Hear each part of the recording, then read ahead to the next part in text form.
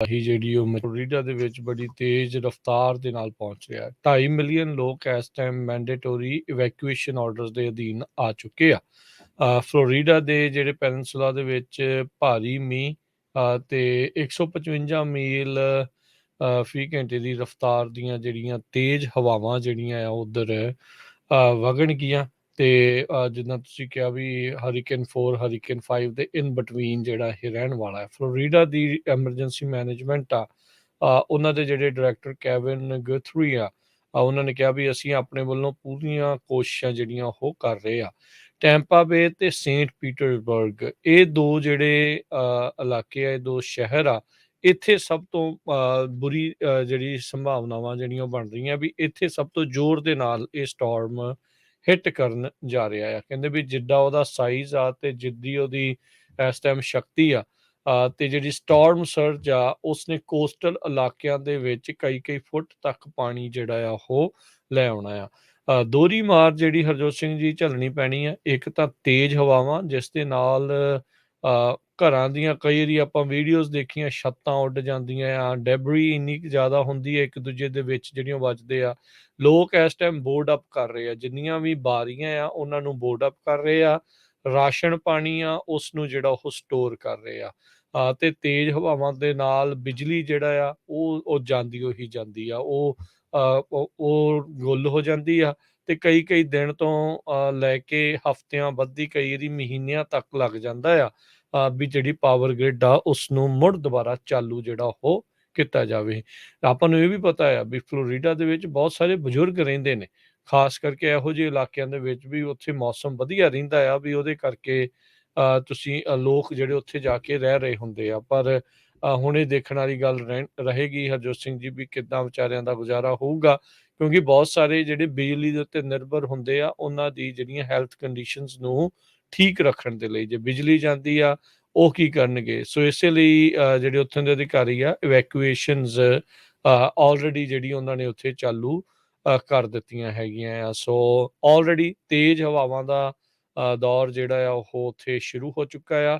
ਜਦੋਂ ਹਰੀਕੇਨ ਆਉਂਦਾ ਹੈ ਤੇ ਸਮੁੰਦਰ ਆਪਣੇ ਨਾਲ ਹੀ ਲਈ ਆਉਂਦਾ ਆ, ਉਹ ਕਈ ਫੁੱਟ ਤੱਕ ਤੇ ਕਈ ਮੀਟਰ ਤੱਕ ਅੰਦਰ ਜਿਹੜਾ ਆ ਪਾਣੀ ਆ ਉਹ ਪਹੁੰਚਾ ਦਿੰਦਾ ਹੈ, ਜਿਸ ਕਰਕੇ ਲੋਕਾਂ ਦੇ ਮਰਨ ਦੀ ਵੀ ਸੰਭਾਵਨਾਵਾਂ ਰਹਿੰਦੀਆਂ ਤੇ ਪ੍ਰਾਪਰਟੀ ਨੂੰ ਵੀ ਨੁਕਸਾਨ ਜਿਹੜਾ ਉਹ ਨਾਲ ਦੇ ਨਾਲ ਹੁੰਦਾ ਆ। ਸੋ ਆਉਣ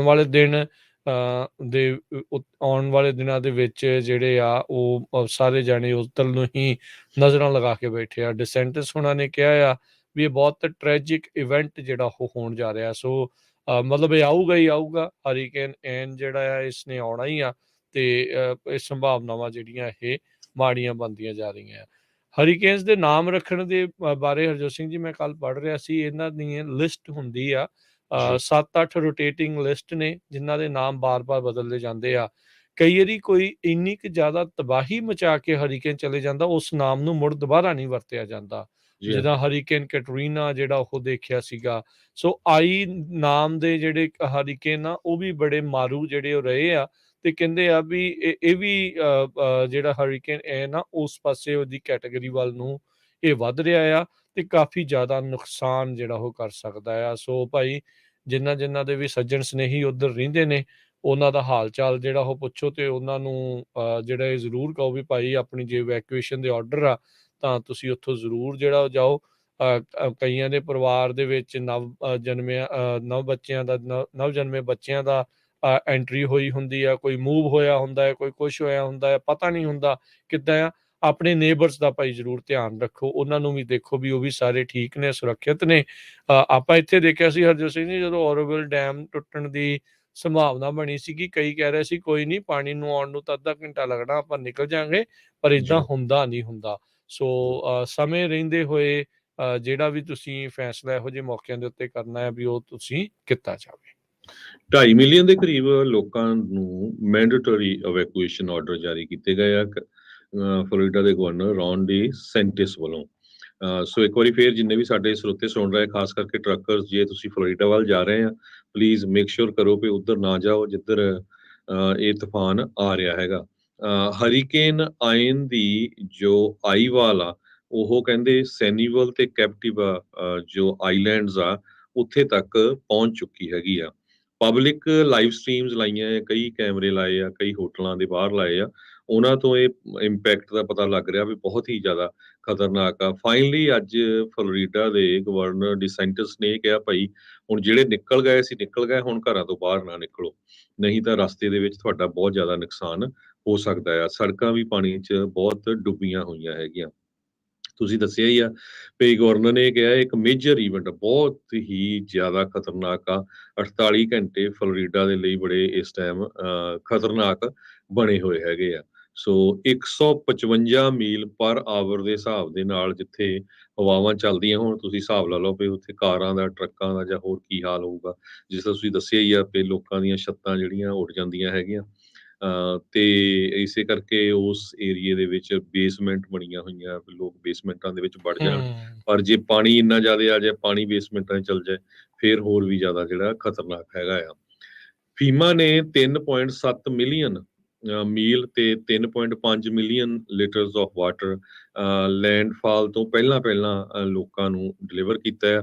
300 ਦੇ ਕਰੀਬ ਐਕਸਟਰਾ ਐਂਬੂਲੈਂਸਿਸ ਪ੍ਰੋਵਾਈਡ ਕੀਤੀਆਂ ਗਈਆਂ ਆ। ਕੱਲ ਪ੍ਰੈਜ਼ੀਡੈਂਟ ਜੋ ਬਾਈਡਨ ਹੋਣਾ ਨੇ ਫਲੋਰੀਡਾ ਦੇ ਗਵਰਨਰ ਦੇ ਨਾਲ ਗੱਲਬਾਤ ਕੀਤੀ ਸੀ ਵੀ ਕਿਸੇ ਤਰ੍ਹਾਂ ਦੀ ਜਿਹੜੀ ਹੈਲਪ ਆ ਉਹ ਉਹਨਾਂ ਨੂੰ ਦੇਣ ਦੇ ਲਈ ਤਿਆਰ। ਬਿਲਕੁਲ। ਸੋ ਕਹਿੰਦੇ ਵੀ ਹਰੀਕੇਨ ਦੇ ਕਰਕੇ ਟੈਂਪਾ ਦੇ ਬੀਚਸ ਦੇ ਉੱਤੇ ਪਾਣੀ ਆਲਰੇਡੀ ਰਿਸੀਡ ਕਰ ਗਿਆ ਆ। ਵੀ ਪਾਣੀ ਹਰੀਕੇਨ ਦੇ ਵਿੱਚ ਇੰਨਾ ਕੁ ਇਕੱਠਾ ਹੋ ਗਿਆ, ਜਦੋਂ ਲੈਂਡਫਾਲ ਉਸਨੇ ਕਰਨੀ ਆ ਤੇ ਤਾਬੜਤੋੜ ਜਿਹੜਾ ਪਾਣੀ ਆ ਉੱਥੇ ਵਰਨਾ ਆ ਤੇ ਸਟਾਰਮ ਸਰਜ ਜਿਹੜੀ ਉਹ ਆਉਣੀ ਆ। 5000 ਫਲੋਰੀਡਾ ਦੇ ਨੈਸ਼ਨਲ ਗਾਰਡ ਮੈਂਬਰਸ ਤੇ 2000 ਉਸਦੇ ਜਿਹੜੇ ਗਵਾਂਢੀ ਸੂਬਿਆਂ ਦੇ ਜਿਹੜੇ ਨੈਸ਼ਨਲ ਗਾਰਡਸ ਆ ਉਹਨਾਂ ਨੂੰ ਐਕਟੀਵੇਟ ਕੀਤਾ ਗਿਆ ਆ ਇਸ ਪੂਰੇ ਮਾਮਲੇ 'ਚ ਮਦਦ ਕਰਨ ਦੇ ਲਈ। ਨੈਸ਼ਨਲ ਇਲੈਕਟ੍ਰਿਕ ਸਿਸਟਮ ਕਹਿੰਦੇ ਆ ਵੀ ਇਸ ਦੇ ਨਾਲ ਪੂਰੀ ਤਰ੍ਹਾਂ ਪ੍ਰਭਾਵਿਤ ਹੋਣ ਜਾ ਰਿਹਾ ਆ। ਇਲੈਕਟ੍ਰਿਸਿਟੀ ਗ੍ਰਿਡ ਜਦੋਂ ਹਰੀਕੇਨ ਆਉਂਦਾ ਉਹ ਟੁੱਟਦੀ ਆ, ਨੁਕਸਾਨ ਹੁੰਦਾ ਹੀ ਹੁੰਦਾ ਆ। ਕਹਿੰਦੇ ਵੀ ਉਸ ਨੂੰ ਰਿਪੇਅਰ ਕਰਨ ਦੇ ਲਈ ਆਲਰੇਡੀ ਤਿਆਰੀਆਂ ਜਿਹੜੀਆਂ ਉਹ ਵਿੱਢੀਆਂ ਜਾ ਰਹੀਆਂ। ਜੀ, ਸੋ ਬਿਲਕੁਲ ਇਸੇ ਤਰ੍ਹਾਂ ਜੇ ਦੱਸਦੇ ਜਾਈਏ ਫਲੋਰੀਡਾ ਦੇ ਲਗਭਗ ਕੀ ਵੈਸਟ ਏਅਰਪੋਰਟ ਜੋ ਆ ਉਹ ਟੈਂਪਾ ਦੇ ਵਿੱਚ ਵੀ ਤੇ ਔਰਲਾਂਡੋ ਦੇ ਵਿੱਚ ਸਾਰੇ ਏਅਰਪੋਰਟ ਇਸ ਟਾਈਮ ਕਲੋਜ਼ ਕਰ ਦਿੱਤੇ ਗਏ ਆ। ਕਿਸੇ ਤਰ੍ਹਾਂ ਦੀ ਵੀ ਫਲਾਈਟਸ ਨਹੀਂ ਜਾਂਦੀ। ਪਹਿਲਾਂ ਕਮਰਸ਼ੀਅਲ ਕੁਝ ਜਾਂਦੀਆਂ ਸੀਆਂ, ਉਹ ਵੀ ਅੱਜ ਸਵੇਰੇ ਔਰਲੈਂਡੋ ਦੇ 10:30 ਵਜੇ ਦੇ ਸਮੇਂ ਦੇ ਮੁਤਾਬਕ ਬੰਦ ਕਰ ਦਿੱਤੀਆਂ ਗਈਆਂ ਆ। ਕੀ ਵੈਸਟ ਇਲਾਕਾ ਜਿਹੜਾ ਹਰਜੋਤ ਸਿੰਘ ਜੀ, ਫਲੋਰੀਡਾ ਦਾ ਜਿਹੜਾ ਸਭ ਤੋਂ ਸਦਰਨ ਮੋਸਟ ਆ, ਕਿਊਬਾ ਦੇ ਸਭ ਤੋਂ ਨਜ਼ਦੀਕ ਜਿਹੜਾ ਇਲਾਕਾ ਮੰਨਿਆ ਜਾਂਦਾ ਆ। ਮੈਂ ਦੇਖ ਰਿਹਾ ਵੀ ਉੱਥੇ ਲੋਕ ਵੀਡੀਓ ਬਣਾਉਣ ਦੇ ਲਈ ਪਹੁੰਚੇ ਆ, ਛੱਲਾਂ ਦੇ ਮੂਹਰੇ ਜਿਹੜੇ ਉਹ ਜਾ ਕੇ। ਜੀ, ਨੈਸ਼ਨਲ ਵੈਦਰ ਟੈਂਟ ਲਾਏ ਹੋਏ ਛੋਟੇ-ਛੋਟੇ ਟੈਂਟ ਲਾਏ ਹੋਏ ਆ। ਨੈਸ਼ਨਲ ਵੈਦਰ ਸਰਵਿਸ ਨੇ ਇਹ ਚੇਤਾਵਨੀ ਦਿੱਤੀ ਆ ਵੀ 90% ਜਿਹੜੀਆਂ ਮੌਤਾਂ ਦਾ ਕਾਰਨ ਪਾਣੀ ਹੁੰਦਾ ਆ ਜਦੋਂ ਹਰੀਕੇਨ ਜਿਹੜਾ ਉਹ ਇਸ ਦੇ ਵਿੱਚ ਆਉਂਦਾ ਆ। ਵੀ ਫਲੱਡਿੰਗ ਦੇ ਨਾਲ ਲੋਕਾਂ ਦੀਆਂ ਮੌਤਾਂ ਬਹੁਤ ਜ਼ਿਆਦਾ ਜਿਹੜੀਆਂ ਹੁੰਦੀਆਂ ਆ। ਸੋ ਇਹ ਜਿਹੜਾ ਆ ਨਾ ਵੀ ਧਿਆਨ ਰੱਖਣਾ ਚਾਹੀਦਾ। ਇਸ ਤੋਂ ਪਹਿਲਾਂ ਇਸੇ ਪਾਥ ਦੇ ਉੱਤੇ ਇੱਕ ਹਰੀਕੇਨ ਚਾਰਲੀ ਆਇਆ ਸੀ ਕਈ ਵਾਰੀ ਪਹਿਲਾਂ। ਕਹਿੰਦੇ ਵੀ ਤਕਰੀਬਨ ਪਾਥ ਉਹਦਾ ਐ ਸਿਮਿਲਰ ਹੈਗਾ। 2004 ਦੇ ਵਿੱਚ ਉਦੋਂ ਫਲੋਰੀਡਾ ਦੇ ਵਿੱਚ ਆਇਆ ਸੀ। ਕਹਿੰਦੇ ਰਾਹ ਸੇਮ ਆ ਪਰ ਇਹ ਚੌੜਾ ਜ਼ਿਆਦਾ ਆ ਤੇ ਹੌਲੀ ਲੰਘਣਾ ਆ। ਸੋ ਇਹਦਾ ਮਤਲਬ ਜ਼ਿਆਦਾ ਨੁਕਸਾਨ ਜਿਹੜਾ ਉਹ ਕਰ ਸਕਦਾ ਆ। ਸੋ ਬਹੁਤ ਸਾਰੇ ਬਜ਼ੁਰਗ ਇਸ ਚੀਜ਼ ਦੇ ਵਿੱਚ ਪੀੜਤ ਜਿਹੜੇ ਉਹ ਹੋ ਜਾਂਦੇ ਆ। ਸੋ ਕੁਦਰਤੀ ਆਫਤ ਇਸ ਟਾਈਮ ਫਲੋਰੀਡਾ ਦੇ ਵਿੱਚ ਆ ਰਹੀ ਆ ਤੇ ਇਹਨਾਂ ਨੂੰ ਪੂਰੇ ਅਮਰੀਕਾ ਦੀ ਇਸ ਟਾਈਮ ਆਪਾਂ ਕਹਿ ਸਕਦੇ ਹਾਂ ਵੀ ਭਾਈ ਸਾਥ ਦੀ ਜਿਹੜੀ ਉਹ ਜ਼ਰੂਰਤ ਆ। ਅਰਦਾਸਾਂ 'ਚ, ਦੁਆਵਾਂ 'ਚ ਉਹਨਾਂ ਨੂੰ ਜਿਹੜਾ ਉਹ ਰੱਖੋ ਵੀ ਭਾਈ ਬਚਾਅ ਜਿਹੜਾ ਉਹ ਵੱਧ ਤੋਂ ਵੱਧ ਹੋਵੇ। ਤੇ ਬਾਕੀ ਇਨਫਰਾਸਟਰਕਚਰ ਦੇ ਤੌਰ ਦੇ ਉੱਤੇ ਟਰਾਈ ਜਿਹੜੀ ਆ ਉਹ ਚੱਲ ਰਹੀ ਆ ਫੈਡਰਲ ਲੈਵਲ ਦੇ ਉੱਤੇ ਵੀ ਤੇ ਸਟੇਟ ਲੈਵਲ ਦੇ ਉੱਤੇ ਵੀ ਭਾਈ ਇਸ ਨੂੰ ਜਿਹੜਾ ਉਹ ਸਮੇਂ ਸਿਰ ਮੌਕੇ ਤੇ ਜਿਹੜਾ ਉਹ ਸਾਂਭਿਆ ਜਾ ਸਕੇ। ਫਲੋਰੀਡਾ ਦੇ ਵਿੱਚ ਇੱਕ ਬਹੁਤ ਵੱਡਾ ਬ੍ਰਿਜ ਹੈਗਾ, ਸਕਾਈਵੇ ਬ੍ਰਿਜ, ਜੋ ਕਿ ਟੈਂਪਾ ਵੇ ਨੂੰ ਕਨੈਕਟ ਕਰਦਾ ਸੇਂਟ ਪੀਟਰਸਬਰਗ ਟੂ ਟੇਰਾਸੀਆ ਕਰਕੇ। ਉਸ ਨੂੰ ਵੀ ਬੰਦ ਕਰ ਦਿੱਤਾ ਗਿਆ ਹੈ ਕਿਉਂਕਿ ਇਹ ਸਮੁੰਦਰ ਦੇ ਉੱਪਰ ਦੀ ਜਾਂਦਾ। ਕਹਿੰਦੇ ਉੱਥੇ ਦਿਸਦਾ ਕੁਛ ਨਹੀਂ ਇਸ ਟਾਈਮ, ਇੰਨਾ ਜ਼ਿਆਦਾ ਜਿਹੜੀ ਹਵਾ ਆ ਤੇਜ਼ ਚੱਲ ਰਹੀ ਹੈ। 1 ਲੱਖ ਤੋਂ ਵੱਧ ਆਲਰੇਡੀ ਲੋਕਾਂ ਦੀ ਬਿਜਲੀ ਜਾ ਚੁੱਕੀ ਆ ਫਲੋਰੀਡਾ ਦੇ ਵਿੱਚ। 1,04,000 ਐਗਜ਼ੈਕਟਲੀ ਨੰਬਰ। ਸੋ ਜਿਸ ਤਰ੍ਹਾਂ ਆਪਾਂ ਦੱਸਿਆ ਹੀ ਆ ਖਬਰਾਂ ਦੀ ਸ਼ੁਰੂਆਤ ਦੇ ਦੌਰਾਨ ਵੀ ਇਹ ਹਰੀਕੇਨ ਕੈਟਾਗਰੀ 5 ਹੋ ਸਕਦਾ ਹੈ, ਹੋ ਜਾਣਾ ਆ। ਕੈਟਾਗਰੀ 4 ਤਾਂ ਆਲਰੇਡੀ ਆ। ਸੋ ਕੈਟਾਗਰੀ 5 ਜੋ ਹੁੰਦੀ ਆ ਉਹ ਇੱਕ ਤਰ੍ਹਾਂ ਨਾਲ ਤਬਾਹੀ ਵਾਲਾ ਇਹ ਹਰੀਕੇਨ ਹੁੰਦਾ ਹੈ। ਜੀ, ਬਿਲਕੁਲ। ਅਜੇ ਕੱਲ੍ਹ ਅੱਜ ਸ਼ਾਮ ਜਾਂ ਕੱਲ੍ਹ ਤੱਕ ਇਸ ਦੇ ਲੈਂਡਫਾਲ ਦੀਆਂ ਕਿਆਸ ਰਹੀਆਂ ਨੇ ਅਤੇ ਭਾਈ ਉਸ ਤੋਂ ਪਹਿਲਾਂ ਜਿੰਨੇ ਲੋਕਾਂ ਨੂੰ ਉੱਥੋਂ ਕੱਢਿਆ ਜਾ ਸਕਦਾ ਕੱਢਣ ਦੀਆਂ ਕੋਸ਼ਿਸ਼ਾਂ ਜਿਹੜੀਆਂ ਲਗਾਤਾਰ ਚੱਲ ਰਹੀਆਂ ਨੇ। ਅਗਲੀ ਜਿਹੜੀਆਂ ਖਬਰਾਂ ਉਸ ਦੇ ਉੱਤੇ ਆਪਾਂ ਨਜ਼ਰ ਮਾਰਦੇ ਜਾਈਏ, ਯੂਐਸ ਨੇ, ਅਮਰੀਕਾ ਨੇ ਯੂਰਪੀਅਨ ਦੇ ਆਪਣੇ ਜਿਹੜੇ ਸਾਥੀ ਆ ਯੂਰਪ ਦੇ, ਉਹਨਾਂ ਨੂੰ ਬੀਤੀਆਂ ਗਰਮੀਆਂ ਦੇ ਵਿੱਚ ਇਹ ਚੇਤਾਵਨੀ ਦਿੱਤੀ ਸੀ ਵੀ ਜਿਹੜੀ ਨਾਰਡ ਸਟਰੀਮ ਪਾਈਪਲਾਈਨ ਆ ਉਸ ਉੱਤੇ ਹਮਲਾ ਕੀਤਾ ਜਾ ਸਕਦਾ ਆ। ਕਹਿੰਦੇ ਵੀ ਕਈ ਮੁਲਕਾਂ ਨੂੰ ਜਿਨ੍ਹਾਂ ਵਿੱਚ ਜਰਮਨੀ ਵੀ ਸ਼ਾਮਲ ਸੀਗਾ, ਜਿਹੜੀ ਨਾਰਡ ਸਟਰੀਮ 1 ਤੇ 2 ਪਾਈਪਲਾਈਨਸ ਆ ਉਹਨਾਂ ਨੂੰ ਖਤਰੇ ਦੀ, ਅਟੈਕਸ ਦੀ ਸੰਭਾਵਨਾ ਜਿਹੜੀ ਉਹ ਜਤਾਈ ਸੀ।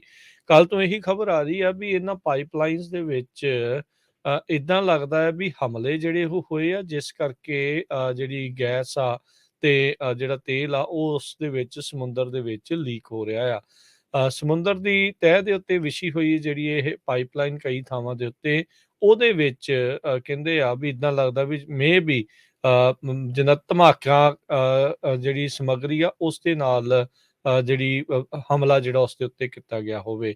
ਯੂਐਸ ਇੰਟੈਲੀਜੈਂਸ ਨੇ ਇਹ ਅਸੈਸਮੈਂਟਸ, ਇਹ ਵਾਰਨਿੰਗਸ, ਚੇਤਾਵਨੀਆਂ ਜਿਹੜੀਆਂ ਆ ਉਹ ਜਰਮਨੀ ਤੇ ਹੋਰ ਯੂਰਪੀਅਨ ਮੁਲਕਾਂ ਨੂੰ ਜਿਹੜੀਆਂ ਉਹ ਦਿੱਤੀਆਂ ਹੈਗੀਆਂ। ਹੁਣ CIA ਨੂੰ ਜਦੋਂ ਪੁੱਛਿਆ ਗਿਆ ਤੇ ਉਹਨਾਂ ਨੇ ਹਾਲ ਦੀ ਘੜੀ ਇਸ ਦੇ ਉੱਤੇ ਕਮੈਂਟ ਕਰਨ ਤੋਂ ਜਿਹੜਾ ਡਿਕਲਾਈਨ ਕਰ ਦਿੱਤਾ ਹੈ। ਯੂਐਸ ਨੈਸ਼ਨਲ ਸਿਕਿਉਰਿਟੀ ਐਡਵਾਈਜ਼ਰ ਜੇਕ ਸੁਲਿਵਨ ਤੇ ਨਾਟੋ ਦੇ ਸੈਕਟਰੀ ਜਨਰਲ ਜੈਨਸ ਜਿਹੜੇ ਸਟੋਲਟਨਬਰਗ ਨੇ, ਉਹਨਾਂ ਦੋਨਾਂ ਨੇ ਕਿਹਾ ਵੀ ਇਹ ਜਿਹੜਾ ਇੰਸੀਡੈਂਟ ਵਾਪਰਿਆ ਨਾਰਡ ਸਟਰੀਮ ਪਾਈਪਲਾਈਨਸ ਦੇ ਉੱਤੇ, ਇਹ ਐਕਟ ਆਫ ਸੈਬੋਟੇਜ ਆ, ਕਿਸੇ ਨੇ ਜਾਣਬੁੱਝ ਕੇ ਹੀ ਇਹ ਹਮਲੇ ਜਿਹੜੇ ਉਹ ਕੀਤੇ ਆ ਵੀ ਯੂਰਪ ਆ ਰਹੀਆਂ ਜਿਹੜੀਆਂ ਸਿਆਲਾਂ ਦੇ ਵਿੱਚ ਉਹਨਾਂ ਨੂੰ ਨੁਕਸਾਨ ਜਿਹੜਾ ਉਹ ਝੱਲਣਾ ਪਵੇ, ਵੀ ਜਿਹੜੀ ਵੀ ਉਹਨਾਂ ਕੋਲ ਨੈਚੁਰਲ ਗੈਸ ਤੇ ਜਿਹੜੀ ਜਾ ਰਿਹਾ ਤੇਲ ਜਾ ਰਿਹਾ ਆ ਉਹ ਨਾ ਪਹੁੰਚੇ ਤੇ ਲੋਕਾਂ ਦੇ ਵਿੱਚ ਮਾਰੋ ਮਾਰ ਜਿਹੜੀ ਹੋਵੇ।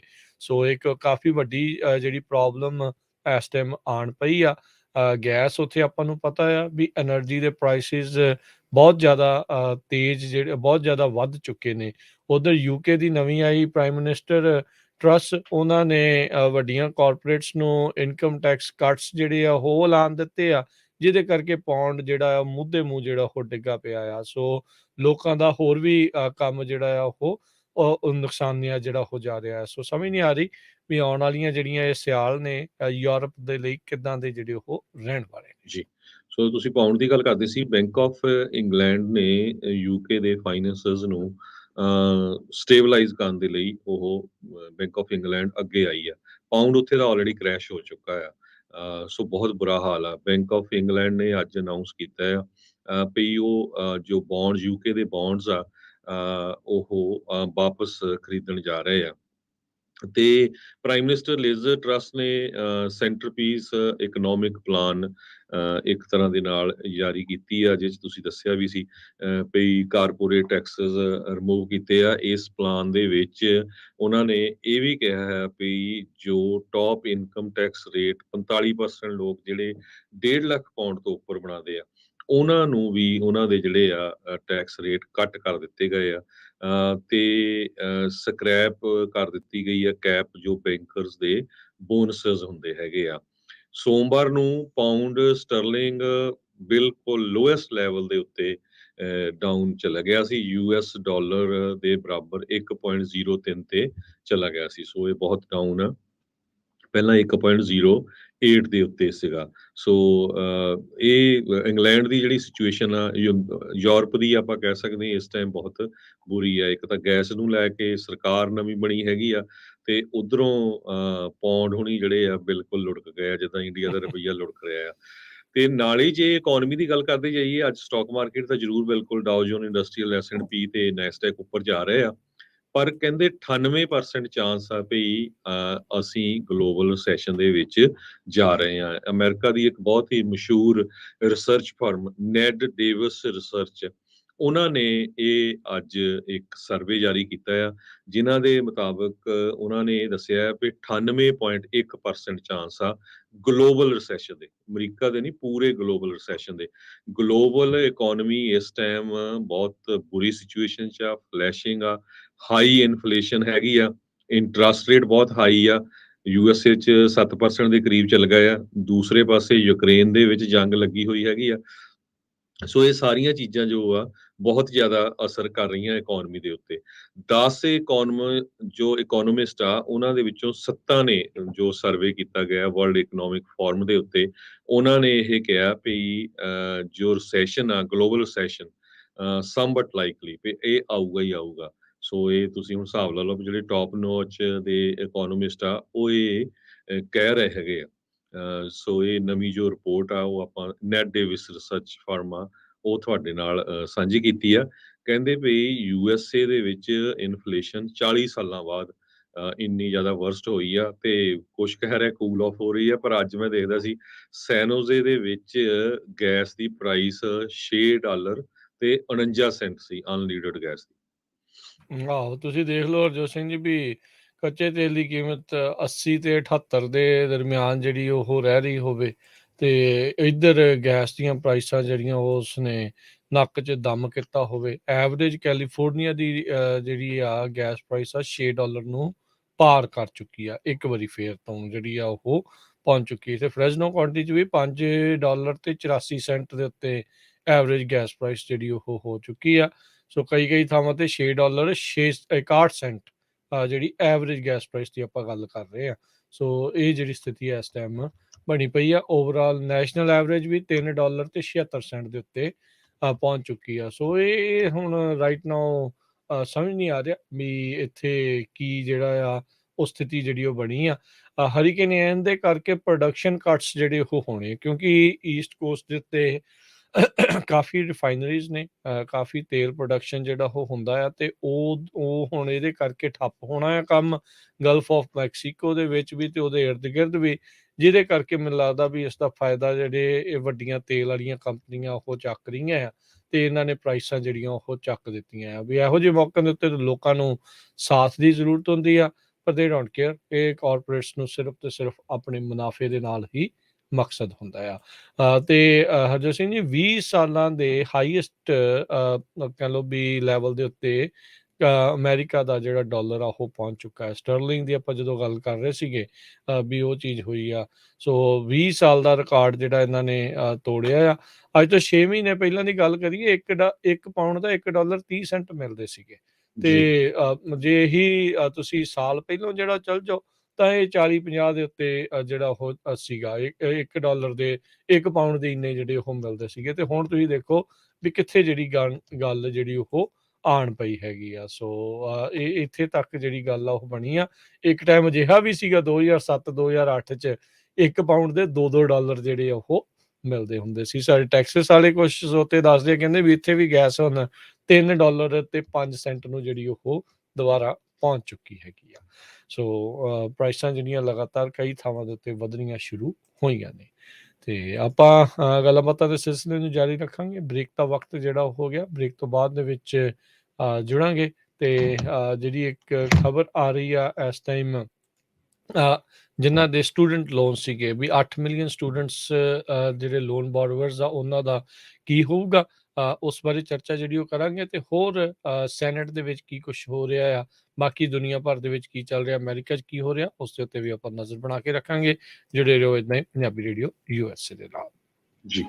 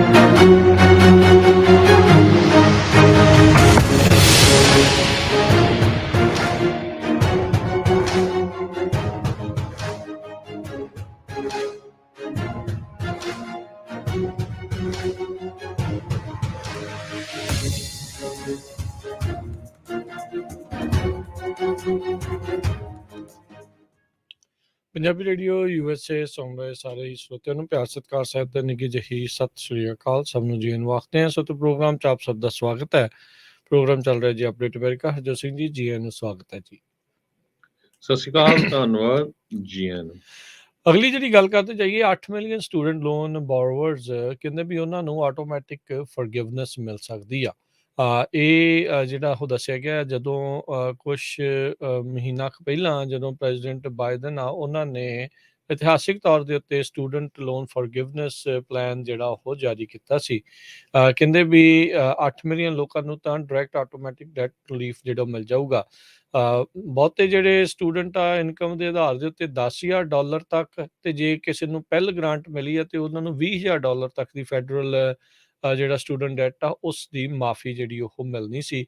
ਇਹ $2.25 ਲੱਖ ਜੇ ਕੋਈ ਇੰਡੀਵਿਜੂਅਲ ਆ, ਤੇ ਮੈਰਿਡ ਕਪਲ ਜਿਹੜੇ ਆ ਜਾਂ ਹੈਡ ਆਫ ਹਾਊਸ ਹੋਲਡ ਆ ਜੇ ਉਹ 2.5 ਲੱਖ ਜਾਂ ਉਸ ਤੋਂ ਘੱਟ ਆ, ਉਹਨਾਂ ਦੇ ਲਈ ਇਹ ਚੀਜ਼ ਜਿਹੜੀ ਉਹ ਰਹਿਣੀ ਸੀਗੀ। ਸੋ ਕਹਿੰਦੇ ਵੀ ਐਜੂਕੇਸ਼ਨ ਡਿਪਾਰਟਮੈਂਟ ਨੇ 2021 ਦੇ ਟੈਕਸ ਈਅਰ ਦਾ ਇਨਕਮ ਡਾਟਾ ਜਿਹੜਾ ਆ ਉਹ ਵੈਰੀਫਾਈ ਜਿਹੜਾ ਉਹ ਕਰਨਾ ਆ, ਜਾਂ 2020 ਦਾ ਜਿਹੜਾ ਵੀ ਉਹਨਾਂ ਦੇ ਦੋਨਾਂ ਦੇ ਵਿੱਚੋਂ ਘੱਟ ਹੋਈ ਇਨਕਮ, ਉਸ ਦੇ ਆਧਾਰ ਦੇ ਉੱਤੇ ਇਹਨਾਂ ਨੇ ਇਹਨਾਂ ਨੂੰ ਡਾਇਰੈਕਟਲੀ ਜਿਹੜੀ ਆ ਉਹ ਮਾਫੀ ਉਹਨਾਂ ਦੇ ਸਟੂਡੈਂਟ ਲੋਨਸ ਦੇ ਵਿੱਚੋਂ ਦੇ ਜਾਣੀ ਆ।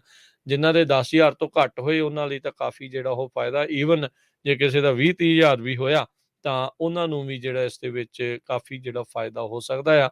ਪਰ ਰਾਈਟ ਨਾਓ ਜਿਹੜੇ ਕੁਛ ਰਾਈਟ ਵਿੰਗ ਦੇ ਵੱਲੋਂ ਜਿਹੜੇ ਇਸ ਚੀਜ਼ ਦੇ ਉਲਟ ਆ, ਉਹ ਇਸ ਨੂੰ ਅਦਾਲਤ ਵਿੱਚ ਘੜੀਸ ਰਹੇ ਨੇ ਵੀ ਜਿਹੜੇ ਸਟੂਡੈਂਟਸ ਦੇ ਇਹ ਜਿਹੜਾ ਡੈਟ ਮਾਫ ਕੀਤਾ ਜਾ ਰਿਹਾ ਹੈ ਵੀ ਉਸ ਨੂੰ ਨਾ ਕੀਤਾ ਜਾਵੇ। ਸੋ ਪਰ ਹੁਣ ਦੇਖੋ ਅੱਗੇ ਕੀ ਜਿਹੜੀ ਪ੍ਰਕਿਰਿਆ ਜਿਹੜੀ ਉਹ ਬਣਦੀ ਆ। ਇਸ ਚੀਜ਼ ਦਾ ਜਿਹੜਾ ਜਿੰਨੀ ਦੇਰ ਤੱਕ ਕਹਿ ਸਕਦੇ ਹਾਂ ਵੀ ਪੂਰਾ ਮਿੱਟੀ ਘੱਟਾ ਬਹਿ ਨਹੀਂ ਜਾਂਦਾ, ਉਨੀ ਦੇਰ ਤੱਕ ਇੰਤਜ਼ਾਰ ਜਿਹੜੇ ਸਟੂਡੈਂਟਸ ਨੂੰ ਕਰਨਾ ਪਊਗਾ ਵੀ ਕਲੈਰਿਟੀ ਜਦੋਂ ਤੱਕ ਪੂਰੀ ਆ ਜਾਵੇ। ਸਤੰਬਰ 23 ਨੂੰ ਇੰਡੀਆ ਨੇ ਇੱਕ ਵਾਰਨਿੰਗ ਜਾਰੀ ਕੀਤੀ ਸੀ, ਜਿਹਦੇ ਵਿੱਚ ਇੰਡੀਆ ਦੇ ਜੋ ਸਿਟੀਜ਼ਨਸ ਤੇ ਸਟੂਡੈਂਟਸ ਆ ਉਹਨਾਂ ਨੇ ਕੈਨੇਡਾ ਦੇ ਵਿੱਚ ਕਿਹਾ ਸੀ ਵੀ ਜੋ ਜਿੰਨੇ ਵੀ ਸਟੂਡੈਂਟਸ ਆ ਖਾਸ ਕਰਕੇ ਉਹ ਅੰਬੈਸੀ ਦੇ ਵਿੱਚ ਆਪਣੇ ਸਾਰਾ ਕੁਝ ਰਜਿਸਟਰ ਕਰਾਉਣ, ਤੇ ਮਿਨਿਸਟਰ ਆਫ ਐਕਸਟਰਨਲ ਅਫੇਅਰਸ ਵੱਲੋਂ ਇਹ ਇੱਕ ਜਾਰੀ ਕੀਤਾ ਗਿਆ ਸੀ ਵੀ ਉੱਥੇ ਖਾਸ ਕਰਕੇ ਹਿੰਦੂ ਲੋਕਾਂ ਨੂੰ ਕਾਫੀ ਖਤਰਾ ਹੈਗਾ ਆ।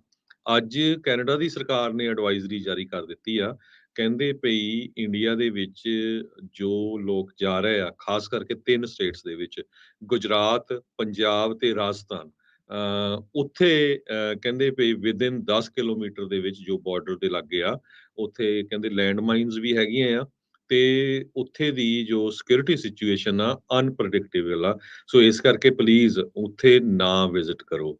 ਲਦਾਖ ਨੂੰ ਇਹਦੇ ਵਿੱਚ ਨਹੀਂ ਐਡ ਕੀਤਾ ਗਿਆ। ਸੋ 3 ਸਟੇਟਸ ਨੂੰ ਐਡ ਕੀਤਾ ਗਿਆ ਹੈ, ਗੁਜਰਾਤ, ਪੰਜਾਬ ਤੇ ਰਾਜਸਥਾਨ। ਸੋ ਕੈਨੇਡਾ ਦੀ ਸਰਕਾਰ ਨੇ ਇਹ ਐਡਵਾਈਜ਼ਰੀ ਜਾਰੀ ਕੀਤੀ ਆ ਜੋ ਕੈਨੇਡੀਅਨ ਇੰਡੀਆ ਨੂੰ ਜਾ ਰਹੇ 3 ਸਟੇਟਸ ਦੇ ਵਿੱਚ, ਕਹਿੰਦੇ ਵੀ ਉੱਥੇ ਰਿਸਕ ਆਫ ਟੈਰਰਿਜ਼ਮ ਤੇ ਇਨਸਰਜੈਂਸੀ ਹੈਗਾ ਆ। ਸੋ ਵਿਦਿਨ 10 ਕਿਲੋਮੀਟਰ ਦੇ ਏਰੀਏ 'ਚ ਪਾਕਿਸਤਾਨ ਦੇ ਬਾਰਡਰ ਤੋਂ ਕੋਈ ਵੀ ਕੈਨੇਡੀਅਨ ਸਿਟੀਜ਼ਨ ਨਾ ਜਾਵੇ। ਐਡਵਾਈਜ਼ਰੀ ਖੇਡਣ ਲੱਗ ਗਿਆ ਜੀ ਦੋਨੋਂ ਹੀ ਮੁਲਕ, ਤੇ ਪੈਸੇ ਕੌਣ ਰਿਹਾ ਆ? ਪੰਜਾਬ ਵਾਲੇ ਵਿਚਾਰਿਆਂ ਨੂੰ ਉਹਨਾਂ ਨੂੰ ਧੱਕੇ ਦੇ ਨਾਲ ਦੇਖੋ ਕਿਸ ਤਰੀਕੇ ਨਾਲ ਉਹ ਵਾੜਿਆ ਜਾ ਰਿਹਾ। ਉੱਥੇ ਜਿਹੜੇ ਪੰਜਾਬੀ ਸਿੱਖ ਜਿਹੜੇ ਖਾਸ ਕਰਕੇ ਜਿਹੜੇ ਖਾਲਿਸਤਾਨ ਦੀ ਮੰਗ ਕਰਦੇ ਆ, ਰੈਫਰੈਂਡਮ ਤੋਂ ਜਿਹੜੇ ਅੱਕੇ ਆ, ਉਹ ਇੰਡੀਆ ਵਾਲਿਆਂ ਨੇ ਇਹ ਐਡਵਾਈਜ਼ਰੀ ਜਾਰੀ ਕਰਤੀ ਆ, ਤੇ ਹੁਣ ਉਹਦਾ ਜਵਾਬ ਦੇਣ ਦੇ ਲਈ ਕੈਨੇਡਾ ਵਾਲਿਆਂ ਨੇ ਇਹ ਐਡਵਾਈਜ਼ਰੀ ਜਿਹੜੀ ਉਹ ਜਾਰੀ ਕਰ ਦਿੱਤੀ ਆ। ਤੇ ਓਵਰਆਲ ਲੋਕਾਂ ਜਿਵੇਂ ਧੱਕੇ ਦੇ ਨਾਲ ਜਿਹੜਾ ਭੈ ਆ ਉਹ ਫੈਲਾਇਆ ਜਾ ਰਿਹਾ। ਦੋਨੋਂ ਪਾਸੇ ਕੋਈ ਇਦਾਂ ਦੀ ਗੱਲ ਨਹੀਂ ਆ, ਤੇ ਹੈ ਦੇਖੋ ਕੀ ਜਿਹੜਾ ਚੱਲ ਰਿਹਾ ਮੁਲਕ ਆਪਸ ਦੇ ਵਿੱਚ ਜਦੋਂ ਖਹਿੰਦੇ ਆ ਤਾਂ ਨੁਕਸਾਨ ਤੁਸੀਂ ਦੇਖੋ ਵੀ ਕਿੱਦਾਂ ਆਮ ਲੋਕਾਂ ਦਾ ਹੋਣ ਲੱਗ ਜਾਂਦਾ। ਅਗਲੀ ਖਬਰ ਕਹਿੰਦੇ ਪਈ USA ਦੇ ਵਿੱਚ ਐਲ ਪਾਸੋ ਵਾਲਾ ਜੋ ਬਾਰਡਰ ਹੈਗਾ ਆ ਟੈਕਸਸ 'ਚ, ਉੱਥੇ ਹਰ ਰੋਜ਼ 1500 ਤੋਂ ਲੈ ਕੇ 2000 ਦੇ ਕਰੀਬ ਮਾਈਗ੍ਰੈਂਟਸ ਬਾਰਡਰ ਕ੍ਰਾਸ ਕਰਦੇ ਹੈਗੇ ਆ, ਤੇ ਹਰ ਰੋਜ਼ 10 ਦੇ ਕਰੀਬ ਬੱਸਾਂ ਭਰ ਕੇ ਸ਼ਿਕਾਗੋ ਤੇ ਨਿਊਯਾਰਕ ਨੂੰ ਭੇਜੀਆਂ ਜਾ ਰਹੀਆਂ ਆ। ਤੇ ਅੱਜ ਨਿਊਯਾਰਕ ਦੇ ਮੇਅਰ ਨੇ ਇਹ ਕਿਹਾ ਵੀ ਜੋ ਮਾਈਗ੍ਰੈਂਟ ਦਾ ਕ੍ਰਾਈਸਿਸ ਆ ਇਹ ਇੱਕ ਤਰ੍ਹਾਂ ਨਾਲ ਪੈਂਡੇਮਿਕ ਹੈਗਾ।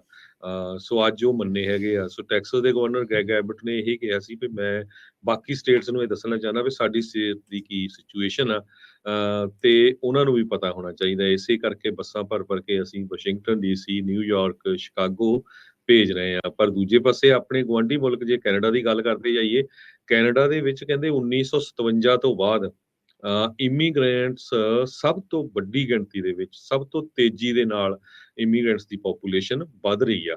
3100 ਲੋਕ ਹਰ ਰੋਜ਼ ਐਜ਼ ਏ ਇਮੀਗ੍ਰੈਂਟ ਕੈਨੇਡਾ ਦੇ ਵਿੱਚ ਐਂਟਰ ਕਰ ਰਹੇ ਹੈਗੇ ਆ। ਜੀ। ਉਧਰ ਰਸ਼ੀਆ ਦੇ ਦੁਆਰਾ ਜਿਹੜੇ ਯੂਕਰੇਨ ਦੇ ਕਬਜ਼ਾ ਕੀਤੇ ਇਲਾਕਿਆਂ ਦੇ ਵਿੱਚ ਰੈਫਰੈਂਡਮ ਜੋ ਕਰਾਇਆ ਗਿਆ ਆ, ਉਸ ਦੇ ਹਿਸਾਬ ਦੇ ਨਾਲ ਜਿਹੜੇ ਕੈਨੇਡਾ ਨੇ ਉਸ ਦੇ ਉਲਟ ਹੁਣ ਰਸ਼ੀਆ ਦੇ ਉੱਤੇ ਨਵੀਆਂ ਸੈਂਕਸ਼ਨਸ ਜਿਹੜੀਆਂ ਉਹ ਲਾ ਦਿੱਤੀਆਂ। ਕਹਿੰਦੇ ਵੀ ਤੁਸੀਂ ਇਹ ਸ਼ੈਮ ਯੂਕਰੇਨ ਦੇ ਵਿੱਚ ਰੈਫਰੈਂਡਮ ਜਿਹੜੇ ਉਹ ਕਰਾਏ ਹੈਗੇ ਆ। ਸੋ ਉਸ ਦੇ ਵਿੱਚ ਕਹਿੰਦੇ ਵੀ ਪੁਤਿਨ ਨੇ ਸ਼ਾਇਦ ਆਉਂਦੇ ਸ਼ੁੱਕਰਵਾਰ ਨੂੰ ਇਹਨਾਂ ਦੀ ਅਨੈਕਸੇਸ਼ਨ ਦਾ ਐਲਾਨ ਇਹਨਾਂ ਇਲਾਕਿਆਂ ਦਾ ਕਰ ਦੇਣਾ ਆ। ਤੇ ਉਧਰ ਜਿਹੜੇ ਕਾਮਰੇਡ ਆ ਉਹ ਭੱਜ ਰਹੇ ਨੇ ਵੀ ਕਿਤੇ ਭਾਈ ਪੁਤਿਨ ਸਾਨੂੰ ਹੁਣ ਜੰਗ ਦੇ ਵਿੱਚ ਆ ਉਹ ਨਾ ਝੋਕ ਦੇਵੇ। ਜੀ। ਰਸ਼ੀਆ ਵਾਲੇ ਕਹਿੰਦੇ 87 ਤੋਂ ਲੈ ਕੇ 98% ਲੁਹਾਂਸਕ, ਖੈਰਸਨ ਤੇ ਜ਼ਪੋਰੀਜ਼ੀਆ ਇਹ ਸ਼ਹਿਰਾਂ ਦੇ ਜੋ ਲੋਕ ਆ ਉਹਨਾਂ ਨੇ ਹੱਕ ਦੇ ਵਿੱਚ ਵੋਟ ਪਾਈ ਆ। ਇਸ ਕਰਕੇ ਅਸੀਂ ਉਹਨਾਂ ਨੂੰ ਆਪਣੇ ਵਿੱਚ ਲੈਣ ਜਾ ਰਹੇ ਹਾਂ।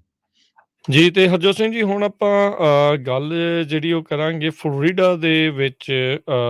ਇੱਕ ਟਾਈਮ ਦੇ ਉੱਤੇ ਪੰਜਾਬੀ ਰੇਡੀਓ USA ਦੇ ਨਾਲ ਵੀ ਉਹ ਕੰਮ ਕਰਦੇ ਰਹੇ ਆ, ਖਬਰਾਂ ਜਿਹੜੀਆਂ ਆ ਉਹ ਦਿੰਦੇ ਹੁੰਦੇ ਸੀ ਸ਼ੁਰੂਆਤੀ ਜਿਹੜੇ ਉਹ ਦੌਰ ਦੇ ਵਿੱਚ। ਤੇ ਰਾਈਟ ਨਾਓ ਇੰਦਰਮਾਨ ਸਿੰਘ ਆਪਣੇ ਨਾਲ ਜੁੜ ਚੁੱਕੇ ਨੇ ਫਲੋਰੀਡਾ, ਇਹ ਟੈਂਪਾ ਦੇ ਇਲਾਕੇ ਦੇ ਵਿੱਚ ਹੀ ਉੱਥੇ ਰਹਿੰਦੇ ਆ। ਸੋ ਹਰੀਕੇਨ ਐਨ ਨੂੰ ਲੈ ਕੇ ਕਿੱਦਾਂ ਦੀਆਂ ਉੱਥੇ ਤਿਆਰੀਆਂ ਨੇ, ਕਿੱਦਾਂ ਲੋਕਾਂ ਦੇ ਵਿੱਚ ਕੀ ਹੈਗਾ ਆ, ਉਸ ਬਾਰੇ ਆਪਾਂ ਉਹਨਾਂ ਦੇ ਨਾਲ ਗੱਲਬਾਤ ਕਰਦੇ ਹਾਂ ਜੀ। ਇੰਦਰਮਾਨ ਸਿੰਘ ਜੀ, ਜੀ ਆਇਆਂ ਨੂੰ ਸਵਾਗਤ ਹੈ। ਸਤਿ ਸ਼੍ਰੀ ਅਕਾਲ ਜੀ। ਇੰਦਰਮਾਨ ਸਿੰਘ ਜੀ, ਜੀ ਆਇਆਂ ਨੂੰ ਸਵਾਗਤ ਹੈ। ਸਤਿ ਸ਼੍ਰੀ ਅਕਾਲ ਜੀ। ਇੰਦਰਮਾਨ ਸਿੰਘ ਜੀ, ਜੀ ਆਇਆਂ ਨੂੰ ਜੀ। ਮੈਨੂੰ ਲੱਗਦਾ ਆਵਾਜ਼ ਜਿਹੜੀ ਆ ਉਹ ਮਿਸ ਹੋ ਗਈ। ਹਾਂਜੀ, ਰਿਪੀਟ ਹੋ ਰਹੀ ਸੀ। 1 ਮਿੰਟ ਜਿਹੜਾ ਉਹ ਦਿਓ, ਮੈਨੂੰ ਲੱਗਦਾ ਥੋੜੀ ਜਿਹੀ ਟੈਕਨੀਕਲ ਪ੍ਰੋਬਲਮ ਜਿਹੜੀ ਇਸ ਦੇ ਵਿੱਚ ਆਈ ਆ। ਚਲੋ ਸੈੱਟ ਕਰ ਲਓ, ਤਦ ਤੱਕ ਮੈਂ ਇੱਕ ਖਬਰ ਸਾਂਝੀ ਕਰ ਲੈਣਾ। ਕਹਿੰਦੇ ਵੀ ਮਾਊਂਟਨ ਲਾਇਨ ਨੇ ਇੱਕ 7 ਸਾਲਾਂ ਦੇ ਬੱਚੇ ਨੂੰ ਅਟੈਕ ਕੀਤਾ ਹੈਗਾ ਇੱਕ ਪਾਰਕ ਦੇ ਵਿੱਚ, ਕੈਲੀਫੋਰਨੀਆ ਦਾ ਪੀਕੋ ਕੈਨੀਅਨ ਪਾਰਕ ਜੋ ਨੀਅਰ ਸੈਂਟਾ ਕਲਾਰੀਟਾ 'ਚ ਹੈਗਾ ਆ, ਸਟੀਵਨਸਨ ਰੈਂਚ ਦੇ ਵਿੱਚ। ਸੋ ਅੱਜ ਕੱਲ ਜੋ ਇਹ ਮੌਸਮ ਆ, ਇਹ ਜੋ ਮਹੀਨੇ ਆ, ਕਹਿੰਦੇ ਇਹਨਾਂ ਮਹੀਨਿਆਂ ਦੇ ਵਿੱਚ ਜੋ ਮਾਊਂਟਨ ਲਾਇਨਸ ਆ ਉਹ ਪਾਰਕਾਂ ਦੇ ਵਿੱਚ ਆ ਜਾਂਦੇ ਹੈਗੇ ਆ। ਡਿਪਾਰਟਮੈਂਟ ਆਫ ਪਾਰਕਸ ਤੇ ਰੀਕ੍ਰੀਏਸ਼ਨ ਨੇ ਲਾਸ ਐਂਜਲਸ ਕਾਉਂਟੀ ਵੱਲੋਂ ਦੱਸਿਆ ਗਿਆ। ਸੋ ਕਹਿੰਦੇ ਜਦੋਂ ਵੀ ਤੁਸੀਂ ਪਾਰਕ ਦੇ ਵਿੱਚ ਘੁੰਮਣ ਜਾਂਦੇ ਆ, ਪਲੀਜ਼ ਮੇਕ ਸ਼ੋਰ ਕਰੋ ਵੀ ਇਕੱਠੇ ਆ ਜਾਂ ਕੁਛ ਨਾ ਕੁਛ ਆਲੇ ਦੁਆਲਾ ਦੇਖੋ ਵੀ ਕਿਤੇ ਕੋਈ ਮਾਊਂਟਨ ਲਾਇਨ ਵਗੈਰਾ ਤੁਹਾਨੂੰ ਅਟੈਕ ਨਾ ਕਰ ਜਾਵੇ। ਜੀ ਤੇ ਹੁਣ ਆਪਣੇ ਨਾਲ ਇੰਦਰਮਾਨ ਸਿੰਘ ਜੀ ਜਿਹੜੇ ਜੁੜ ਚੁੱਕੇ ਨੇ ਫਲੋਰੀਡਾ ਤੋਂ, ਟੈਂਪਾ ਦੇ ਇਲਾਕੇ ਦੇ ਵਿੱਚ ਜਿੱਥੇ ਉਹ ਰਹਿੰਦੇ ਨੇ। ਤੇ ਹਰੀਕੇਨ ਨੂੰ ਲੈ ਕੇ ਕਿੱਦਾਂ ਉੱਥੇ ਤਿਆਰੀਆਂ ਚੱਲ ਰਹੀਆਂ, ਪ੍ਰਸ਼ਾਸਨ ਕੀ ਆਖ ਰਿਹਾ, ਇਵੈਕੂਏਸ਼ਨ ਆਰਡਰਸ ਕਿੱਦਾਂ ਆ, ਉਸ ਬਾਰੇ ਆਪਾਂ ਗੱਲਬਾਤ ਕਰਦੇ। ਇੰਦਰਮਾਨ ਸਿੰਘ ਜੀ, ਜੀ ਆਇਆਂ ਨੂੰ ਸਵਾਗਤ ਹੈ। ਸਤਿ ਸ਼੍ਰੀ ਅਕਾਲ ਜੀ। ਸਤਿ ਸ਼੍ਰੀ ਅਕਾਲ ਜੀ, ਬਹੁਤ ਬਹੁਤ ਸ਼ੁਕਰੀਆ ਤੁਹਾਡਾ। ਤੇ ਜਿਸ ਤਰ੍ਹਾਂ ਹਾਂਜੀ ਜੀ ਜੀ, ਜ਼ਰੂਰ ਅਪਡੇਟ ਕਰ ਦਿਓ ਵੀ ਕੀ ਤਿਆਰੀਆਂ, ਸਟੇਟ ਕੀ ਆਖ ਰਹੀ ਹੈ, ਕਿਉਂਕਿ 2.5 ਮਿਲੀਅਨ ਲੋਕਾਂ ਨੂੰ ਇਵੈਕੂਏਸ਼ਨ ਆਰਡਰ ਦੇ ਦਿੱਤੇ ਗਏ ਆ ਵੀ ਤੁਸੀਂ ਉੱਥੇ ਜਾਓ। ਤੁਸੀਂ ਵੀ ਟੈਂਪਾ ਦੇ ਇਲਾਕੇ 'ਚ, ਕੀ ਤੁਹਾਡੇ ਇਲਾਕੇ ਦੇ ਵਿੱਚ ਵੀ ਸਭ ਤੋਂ ਪਹਿਲਾਂ ਦੱਸੋ ਵੀ ਇਵੈਕੂਏਸ਼ਨ ਆਰਡਰ ਆ ਜਾਂ ਤੁਸੀਂ ਥੋੜਾ ਇਨਲੈਂਡ ਦੇ ਵਿੱਚ ਆਉਂਦੇ ਆ? ਹਾਂਜੀ, ਜਿਹੜੇ ਇਵੈਕੂਏਸ਼ਨ ਆਰਡਰ ਆ ਜੀ, ਉਹ ਜਿਹੜੇ ਵੀ ਲੋਕ ਸ਼ੋਰ ਤੇ ਲੱਗ ਰਹਿੰਦੇ ਆ, ਕਿਉਂਕਿ ਏਡੇ ਵੱਡੇ ਹਰੀਕੇਨ ਦੇ ਨਾਲ ਜਿਹੜੀ ਸਟਾਰਮ ਸਰਜ ਜਿਹਨੂੰ ਆਪਾਂ ਕਹਿੰਦੇ ਆ ਕਿ ਪਾਣੀ ਬਹੁਤ ਉੱਪਰ ਤੱਕ ਆ ਜਾਂਦਾ, ਤੇ ਜਿਹੜੇ ਲੋਕ ਵੀ ਕੋਸਟ ਦੇ ਲਾਗੇ ਰਹਿੰਦੇ ਆ, ਜਿਹੜੇ ਲੋਕ ਬੀਚ ਦੇ ਲਾਗੇ ਰਹਿੰਦੇ ਆ, ਉਹਨਾਂ ਨੂੰ ਜ਼ਿਆਦਾ ਖਤਰਾ ਹੁੰਦਾ ਕਿ ਜਿਹੜਾ ਪਾਣੀ ਸਟਾਰਮ ਸਰਜ ਜਿਹੜੀ ਆ ਉਹ ਉਹਨਾਂ ਨੂੰ ਨੁਕਸਾਨ ਕਰ ਸਕਦੀ ਆ। ਸੋ ਇਸ ਟਾਈਮ ਤੇ ਜਿਹੜੀ ਮੈਂਡੇਟਰੀ ਇਵੈਕੂਏਸ਼ਨ ਆ ਕਿ ਜੇ ਲੋਕਾਂ ਨੂੰ ਕਿਹਾ ਗਿਆ ਕਿ ਜੇ ਤੁਸੀਂ ਇਵੈਕੂਏਟ ਨਹੀਂ ਕਰੋਗੇ ਤਾਂ ਜੇ ਉਸ ਤੋਂ ਬਾਅਦ ਕੋਈ ਵੀ ਐਮਰਜੈਂਸੀ ਆਉਂਦੀ ਆ ਤਾਂ ਜਿਹੜੇ ਐਮਰਜੈਂਸੀ ਕਰੂ ਜਿਹੜੇ ਆ ਉਹਨਾਂ ਇਲਾਕਿਆਂ ਦੇ ਵਿੱਚ ਨਹੀਂ ਜਾ ਸਕਦੇ। ਸੋ ਜਿਹੜੇ ਕੋਸਟ ਦੇ ਨਾਲ ਲੱਗਦੇ ਇਲਾਕੇ ਆ ਉਹਨਾਂ ਨੂੰ ਕਿਹਾ ਗਿਆ ਕਿ ਤੁਸੀਂ ਜਾਂ ਤੁਸੀਂ ਸ਼ੈਲਟਰ ਚਲੇ ਜਾਓ ਜਾਂ ਤੁਸੀਂ ਕਿਤੇ ਹੋਰ, ਜੇ ਤੁਹਾਡੇ ਕੋਈ ਇਨਲੈਂਡ ਤੁਹਾਡੇ ਰਿਲੇਟਿਵ, ਤੁਹਾਡੇ ਫਰੈਂਡ ਕੋਈ ਰਹਿੰਦੇ ਆ, ਤੁਸੀਂ ਉਹਨਾਂ ਕੋਲ ਜਾ ਕੇ ਤੇ ਸ਼ਰਨ ਲੈ ਲਓ ਤਾਂ ਕਿ ਤੁਹਾਨੂੰ ਜਿਹੜਾ ਪਾਣੀ ਜਿਹੜਾ ਤਾਂ ਨੂੰ ਆਉਣਾ ਜਦੋਂ ਸਟਾਰਮ ਲੰਘਣਾ ਇੱਥੋਂ ਦੀ।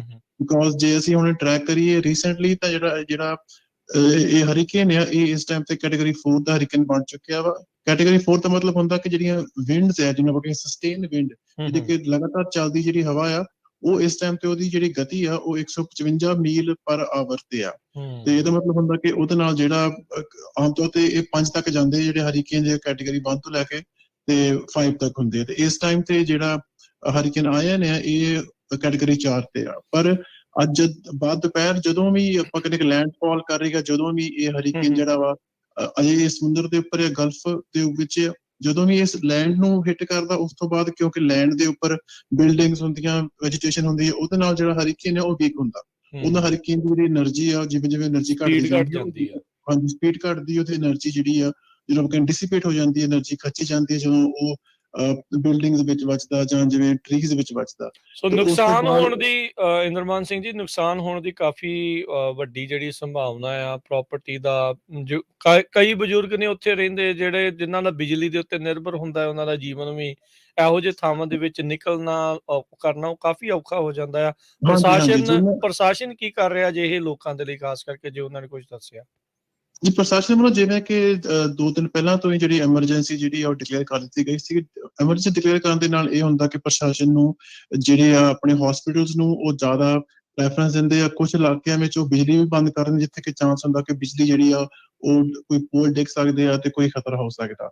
ਉਸ ਤੋਂ ਇਲਾਵਾ ਪ੍ਰਸ਼ਾਸਨ ਵੱਲੋਂ ਜਿਹੜੇ ਵੀ ਲੋਕ ਜੇ ਕੋਈ ਸੀਪੈਪ ਮਸ਼ੀਨ ਤੇ ਆ ਜਾਂ ਜਿਨ੍ਹਾਂ ਨੂੰ ਮਤਲਬ ਬਿਜਲੀ ਜਿਹੜੀ ਆ ਉਹ ਨਿਰਵਿਘਨ ਚਾਹੀਦੀ ਆ ਆਪਣੇ ਜੀਵਨ ਵਾਸਤੇ, ਉਹਨਾਂ ਨੂੰ ਫਿਰ ਇਵੈਕੂਏਟ ਕਰਕੇ ਤੇ ਉਹਨਾਂ ਨੂੰ ਜਾਂ ਤਾਂ ਜਿਹੜੇ ਲੋਕਲ ਸਕੂਲ ਹੁੰਦੇ ਆ ਉਹਨਾਂ ਦੇ ਸ਼ੈਲਟਰ ਬਣਾਏ ਜਾਂਦੇ ਆ, ਕਿਉਂਕਿ ਸਕੂਲਾਂ 'ਚ ਬੰਦ ਆ ਸਾਰੇ ਇੱਥੇ, ਤੇ ਉਹਨਾਂ ਦੇ ਵਿੱਚ ਆਮ ਤੌਰ ਤੇ ਜਿਹੜਾ ਪ੍ਰਸ਼ਾਸਨ ਆ ਉਹ ਸ਼ੈਲਟਰ ਬਣਾ ਦਿੰਦਾ ਕਿ ਜੇ ਸ਼ੈਲਟਰ ਵਿੱਚ ਤੁਸੀਂ ਉਹਨਾਂ ਨੂੰ ਜਨਰੇਟਰ ਲਾ ਕੇ ਕਿ ਤੁਹਾਨੂੰ ਜਿਹੜੀ ਲਾਈਟ ਜਿਹੜੀ ਆ ਉਹ ਬੰਦ ਨਹੀਂ ਹੋਏਗੀ।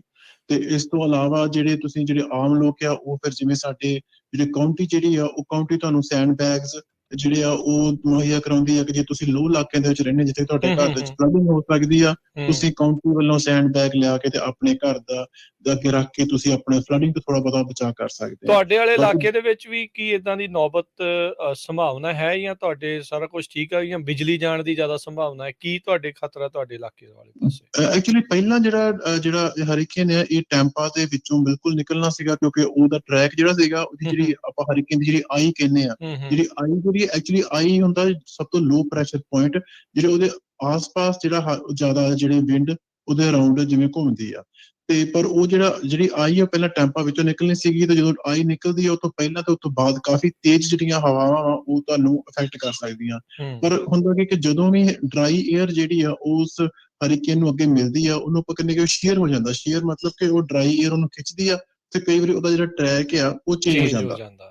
ਆਪਾਂ ਇਹ ਵੀ ਦੇਖਿਆ ਕਿ ਇਹ ਜੋ ਪਹਿਲਾਂ ਇਹ ਜਿਹੜਾ ਹਰੀਕੇਨ ਆ ਇਹਨੇ ਜਿਹਨੂੰ ਪੈਨਹੈਂਡਲ ਏਰੀਆ ਕਹਿੰਦੇ ਫਲੋਰੀਡਾ ਤੋਂ ਪੈਨਹੈਂਡਲ ਉਹਦੇ ਵਿੱਚੋਂ ਨਿਕਲਣਾ ਸੀਗਾ, ਪਰ ਕਿਉਂਕਿ ਡਰਾਈ ਏਅਰ ਹੋਣ ਕਰਕੇ ਇਹ ਜਿਹੜਾ ਥੋੜਾ ਜਿਹਾ ਸਾਊਥ ਵੱਲ ਨੂੰ ਹੁਣ ਇਹ ਸ਼ਿਫਟ ਹੋ ਗਿਆ, ਸਾਊਥ ਈਸਟ ਵੱਲ ਨੂੰ। ਹੁਣ ਟੈਂਪਾ ਤੋਂ ਥੋੜਾ ਥੱਲੇੋਂ ਨਿਕਲ ਕੇ ਇਹ ਹੁਣ ਜ਼ਿਆਦਾ ਤੌਰ ਤੇ ਔਰਲੈਂਡੋ ਤੇ ਜੈਕਸਨਵਿਲ ਏਰੀਆ ਜਿਹੜਾ ਉਹਨੂੰ ਹਿੱਟ ਕਰਨ ਦੀ ਸੰਭਾਵਨਾ ਵਾ ਇਸ ਟਾਈਮ ਤੇ, ਜੋ ਇਹਦਾ ਟ੍ਰੈਂਡ ਚੱਲ ਰਿਹਾ ਇਸ ਹਰੀਕੇਨ ਦਾ। ਜੀ ਤੇ ਇੰਦਰਮਾਨ ਸਿੰਘ ਜੀ, ਇਹੋ ਜਿਹੇ ਮੌਕੇ ਦੇ ਉੱਤੇ ਅਕਸਰ ਲੋਕਾਂ ਦੇ ਵਿੱਚ ਹਫੜਾ ਦਫੜੀ ਮਚ ਜਾਂਦੀ ਆ, ਸਮਾਨ ਸਟੋਰਾਂ ਤੋਂ ਚੱਕਣਾ ਜਿਹੜਾ ਉਹ ਸ਼ੁਰੂ ਹੋ ਜਾਂਦਾ ਆ ਉਹਨਾਂ ਇਲਾਕਿਆਂ ਦੇ ਵਿੱਚ ਵੀ ਜਿੱਥੇ ਸ਼ਾਇਦ ਇਸ ਦਾ ਅਸਰ ਨਹੀਂ ਹੋਊਗਾ। ਤੇ ਤੁਹਾਡੇ ਇਲਾਕਿਆਂ 'ਚ ਤੇ ਉਦਾਂ ਬਾਕੀ ਕੀ ਚੱਲ ਰਿਹਾ ਉੱਥੇ ਏਦਾਂ? ਬਾਕੀ ਉਹ ਆਮ ਤੌਰ ਤੇ ਹਰੀਕੇਨ ਤੋਂ ਜਦੋਂ ਵੀ ਹਰੀਕੇਨ ਦੀ ਕੋਈ ਵੀ ਖਬਰ ਆਉਂਦੀ ਹੈ ਕਿ ਹਰੀਕੇਨ 2-3-4 ਦਿਨ ਬਾਅਦ ਆ ਰਿਹਾ, ਤਾਂ ਉਦੋਂ ਤੋਂ ਹੀ ਲੋਕ ਜਿਹੜੇ ਆ ਸਟੋਰ ਤੇ ਜਾ ਕੇ ਆਮ ਤੌਰ ਤੇ ਪਾਣੀ ਤੇ ਜਿਹੜਾ ਵੀ ਨਾਨ ਪੈਰਿਸ਼ੇਬਲ ਫੂਡ ਆਈਟਮਸ ਆ, ਜਿਵੇਂ ਕੋਈ ਪ੍ਰੋਟੀਨ ਬਾਰਸ ਆ, ਗ੍ਰੈਨੋਲਾ ਬਾਰਸ ਆ, ਲੋਕੀ ਉਹ ਚੀਜ਼ਾਂ ਬਾਏ ਕਰ ਲੈਂਦੇ ਆ, ਸਨੈਕਸ ਜਿਹੜੀਆਂ ਕਿ ਤੁਸੀਂ ਬਿਨਾਂ ਗਰਮ ਕੀਤੇ ਖਾ ਸਕਦੇ ਆ। ਪਰ ਇੱਕ ਗੱਲ, ਕਿਉਂਕਿ ਫਲੋਰੀਡਾ ਫਲੋਰੀਡਾ ਜਿਹੜਾ ਏਰੀਆ ਫਲੋਰੀਡਾ ਦਾ ਏਰੀਆ ਵਾ, ਇੱਥੇ ਜੁਲਾਈ ਤੋਂ ਲੈ ਕੇ ਨਵੰਬਰ ਤੱਕ ਇਹਨੂੰ ਹਰੀਕੇਨ ਸੀਜ਼ਨ ਕਹਿੰਦੇ ਆ। ਤੇ ਆਮ ਤੌਰ ਤੇ ਲੋਕ ਥੋੜਾ ਬਹੁਤ ਜਿਹੜਾ ਘਰ ਦੇ ਵਿੱਚ ਜਿਹੜਾ ਰਾਸ਼ਨ ਆ ਉਹ ਸਟੋਰ ਕਰਕੇ ਰੱਖਦੇ ਆ, ਕਿਉਂਕਿ ਹਰੀਕੇਨ ਕਿਸੇ ਵੀ ਟਾਈਮ 1-2 ਦਿਨ ਨੋਟਿਸ ਤੇ ਜਿਹੜਾ ਆ ਸਕਦਾ। ਪਰ ਫਿਰ ਵੀ ਜਿਵੇਂ ਆਮ ਤੌਰ ਤੇ ਹੁੰਦਾ ਹੀ ਆ ਕਿ ਪੈਨਿਕ ਬਾਇੰਗ ਸ਼ੁਰੂ ਹੋ ਜਾਂਦੀ ਹੈ ਕਿ ਲੋਕੀ ਜਾ ਕੇ ਜਿਵੇਂ ਗੈਸ ਭਰ ਲਈ ਕਿ ਜੇ ਸਾਨੂੰ ਲੀਵ ਕਰਨਾ ਪਿਆ ਇਮੀਡੀਏਟਲੀ ਤਾਂ ਸਾਡੀ ਗੱਡੀ 'ਚ ਗੈਸ ਹੋਵੇ, ਸਾਡੇ ਕੋਲ ਜਨਰੇਟਰ ਆ, ਸਾਡੇ ਕੋਲ ਉਹਦੇ ਵਾਸਤੇ ਗੈਸ ਹੋਵੇ ਜਿਸ ਜਨਰੇਟਰ ਯੂਜ਼ ਕਰਨਾ। ਤੇ ਉਸ ਤੋਂ ਇਲਾਵਾ ਕਿਉਂਕਿ ਐਮਰਜੈਂਸੀ ਜਿਹੜੀ ਆ ਉਹ ਵੀ ਸਰਕਾਰ ਡਿਕਲੇਅਰ ਕਰ ਦਿੰਦੀ ਹੈ, ਤੇ ਉਸ ਤੋਂ ਇਲਾਵਾ ਪ੍ਰਾਈਸ ਗੋਜਿੰਗ ਦੇ ਅਗੇਂਸਟ ਵੀ ਕਾਫੀ ਉਹਨਾਂ ਨੂੰ ਧਿਆਨ ਰੱਖਣਾ ਪੈਂਦਾ, ਕਿਉਂਕਿ ਕਾਫੀ ਲੋਕੀ ਇਸ ਮੌਕੇ ਤੇ ਕਰਕੇ ਤੇ ਪ੍ਰਾਈਸਿਸ ਵੀ ਆਪਣੀਆਂ ਜਿਹੜੀਆਂ ਵਧਾ ਦਿੰਦੇ ਚੀਜ਼ਾਂ ਦੀਆਂ। ਪਰ ਆਮ ਤੌਰ ਤੇ ਬਿਕੋਜ਼ ਇੱਥੇ ਜਿਹੜੇ ਹਰੀਕੇਨ ਆ ਇਹ ਕੋਈ ਬਹੁਤੀ ਨਵੀਂ ਇਹ ਕੋਈ ਵਰਤਾਰਾ ਨਹੀਂ, ਇੱਥੇ ਹਰੀਕੇਨ ਜਿਹੜੇ ਮਤਲਬ ਆਉਂਦੇ ਰਹਿੰਦੇ ਆ। ਹਾਲਾਂਕਿ ਇਹ ਹਰੀਕੇਨ ਡੈਫੀਨੇਟਲੀ ਪਿਛਲੇ ਹਰੀਕੇਨ ਨਾਲੋਂ ਵੱਡਾ ਆ। ਏਡਾ ਵੱਡਾ ਹਰੀਕੇਨ ਪਹਿਲਾਂ ਮੈਥਿਊ ਆਇਆ ਸੀ, ਇਸ ਤੋਂ ਪਹਿਲਾਂ 18 ਦੀ ਗੱਲ ਆ। ਸੋ 4-5 ਸਾਲ ਬਾਅਦ ਹੀ ਏਡਾ ਵੱਡਾ ਹਰੀਕੇਨ ਜਿਹੜਾ ਕੈਟੇਗਰੀ 3 ਦਾ ਹਰੀਕੇਨ ਜਿਹੜਾ ਆ ਉਹ ਆ ਰਿਹਾ ਵਾ। ਤੇ ਉਹੀ ਆਸ ਕਰਦੇ ਆ ਕਿ ਜਿਹੜੇ ਵੀ ਲੋਕ ਹਰੀਕੇਨ ਦੇ ਪਾਥ ਵਿੱਚ ਪੈਂਦੇ ਆ ਉਹਨਾਂ ਨੂੰ ਉਹ ਸੇਫ ਰਹਿਣ। ਜਿਹੜੇ ਲੋਕ ਸਪੈਸ਼ਲੀ ਜਿਹੜੇ ਲੋਕੀ ਜ਼ਿਆਦਾ ਗਰੀਬ ਤਬਕੇ ਤੇ ਜਿਹੜੇ ਕੋਈ ਮੋਬਾਈਲ ਹੋਮ 'ਚ ਰਹਿੰਦੇ ਆ, ਜਿਹੜੇ ਕੋਈ ਟ੍ਰੇਲਰ ਹੋਮ 'ਚ ਰਹਿੰਦੇ ਆ, ਉਹ ਸਗੋਂ ਜ਼ਿਆਦਾ ਜਿਹੜੇ ਆ ਇਸ ਦੇ ਮਾਰ ਹੇਠ ਆਉਣ ਦੀ ਸੰਭਾਵਨਾ ਹੁੰਦੀ, ਕਿਉਂਕਿ ਉਹਨਾਂ ਦੇ ਜਿਹੜੀ ਘਰਾਂ ਦੀ ਜਿਹੜੀ ਸਟਰਕਚਰਲ ਇੰਟੈਗ੍ਰਿਟੀ ਆ ਉਹ ਇੰਨੀ ਨਹੀਂ ਹੁੰਦੀ ਤੇ ਉਹਨਾਂ ਦੇ ਘਰਾਂ ਨੂੰ ਨੁਕਸਾਨ ਹੋਣ ਦਾ ਜ਼ਿਆਦਾ ਜਿਹੜਾ ਵਾ ਉਹ ਸੰਭਾਵਨਾ ਰਹਿੰਦੀ ਹੈ। ਸੋ ਮੌਸਮ ਜਿਹੜਾ ਉੱਥੇ ਗਰਮ ਆ ਜਾਂ ਠੰਡਾ ਆ ਜਾਂ ਕਿੱਦਾਂ ਆ? ਮੌਸਮ ਜਦੋਂ ਤੋਂ ਹਰੀਕੇਨ ਹੁਣ ਅੱਜ ਜਿਵੇਂ ਅੱਜ ਜਾਂ ਕੱਲ ਤੋਂ ਮੌਸਮ ਥੋੜਾ ਜਿਹਾ ਹੁਣ ਠੰਡਾ ਹੋਣਾ ਸ਼ੁਰੂ ਹੋ ਗਿਆ, ਕਿਉਂਕਿ ਜਿਹੜੀਆਂ ਆਪਾਂ ਕਹਿੰਦੇ ਪੈਰੀਫੇਰਲ ਜਿਹੜੀਆਂ ਹਵਾਵਾਂ ਕਹਿੰਦੇ ਜਿਹੜੀਆਂ, ਕਿਉਂਕਿ ਜਿਹੜਾ ਹਰੀਕੇਨ ਆ ਇਹਦਾ ਜੇ ਆਪਾਂ ਦੇਖੀਏ ਕਿ ਇਹ ਕਿੰਨਾ ਫੈਲਿਆ ਤੇ ਇਹ 300-400 ਮੀਲ ਤੱਕ ਇਹ ਹਰੀਕੇਨ ਫੈਲਿਆ ਹੁੰਦਾ, ਉਹਦੇ ਵਿਚਕਾਰ ਆਈ ਹੁੰਦੀ ਹੈ ਤੇ ਉਹਦੇ ਦੋਵੇਂ ਪਾਸੇ 200-200 ਮੀਲ ਤੱਕ ਜਿਹੜੀਆਂ ਹਵਾਵਾਂ ਜਿਹੜੀਆਂ ਉਹ ਘੁੰਮਦੀਆਂ ਉਹਦੇ ਅਰਾਊਂਡ।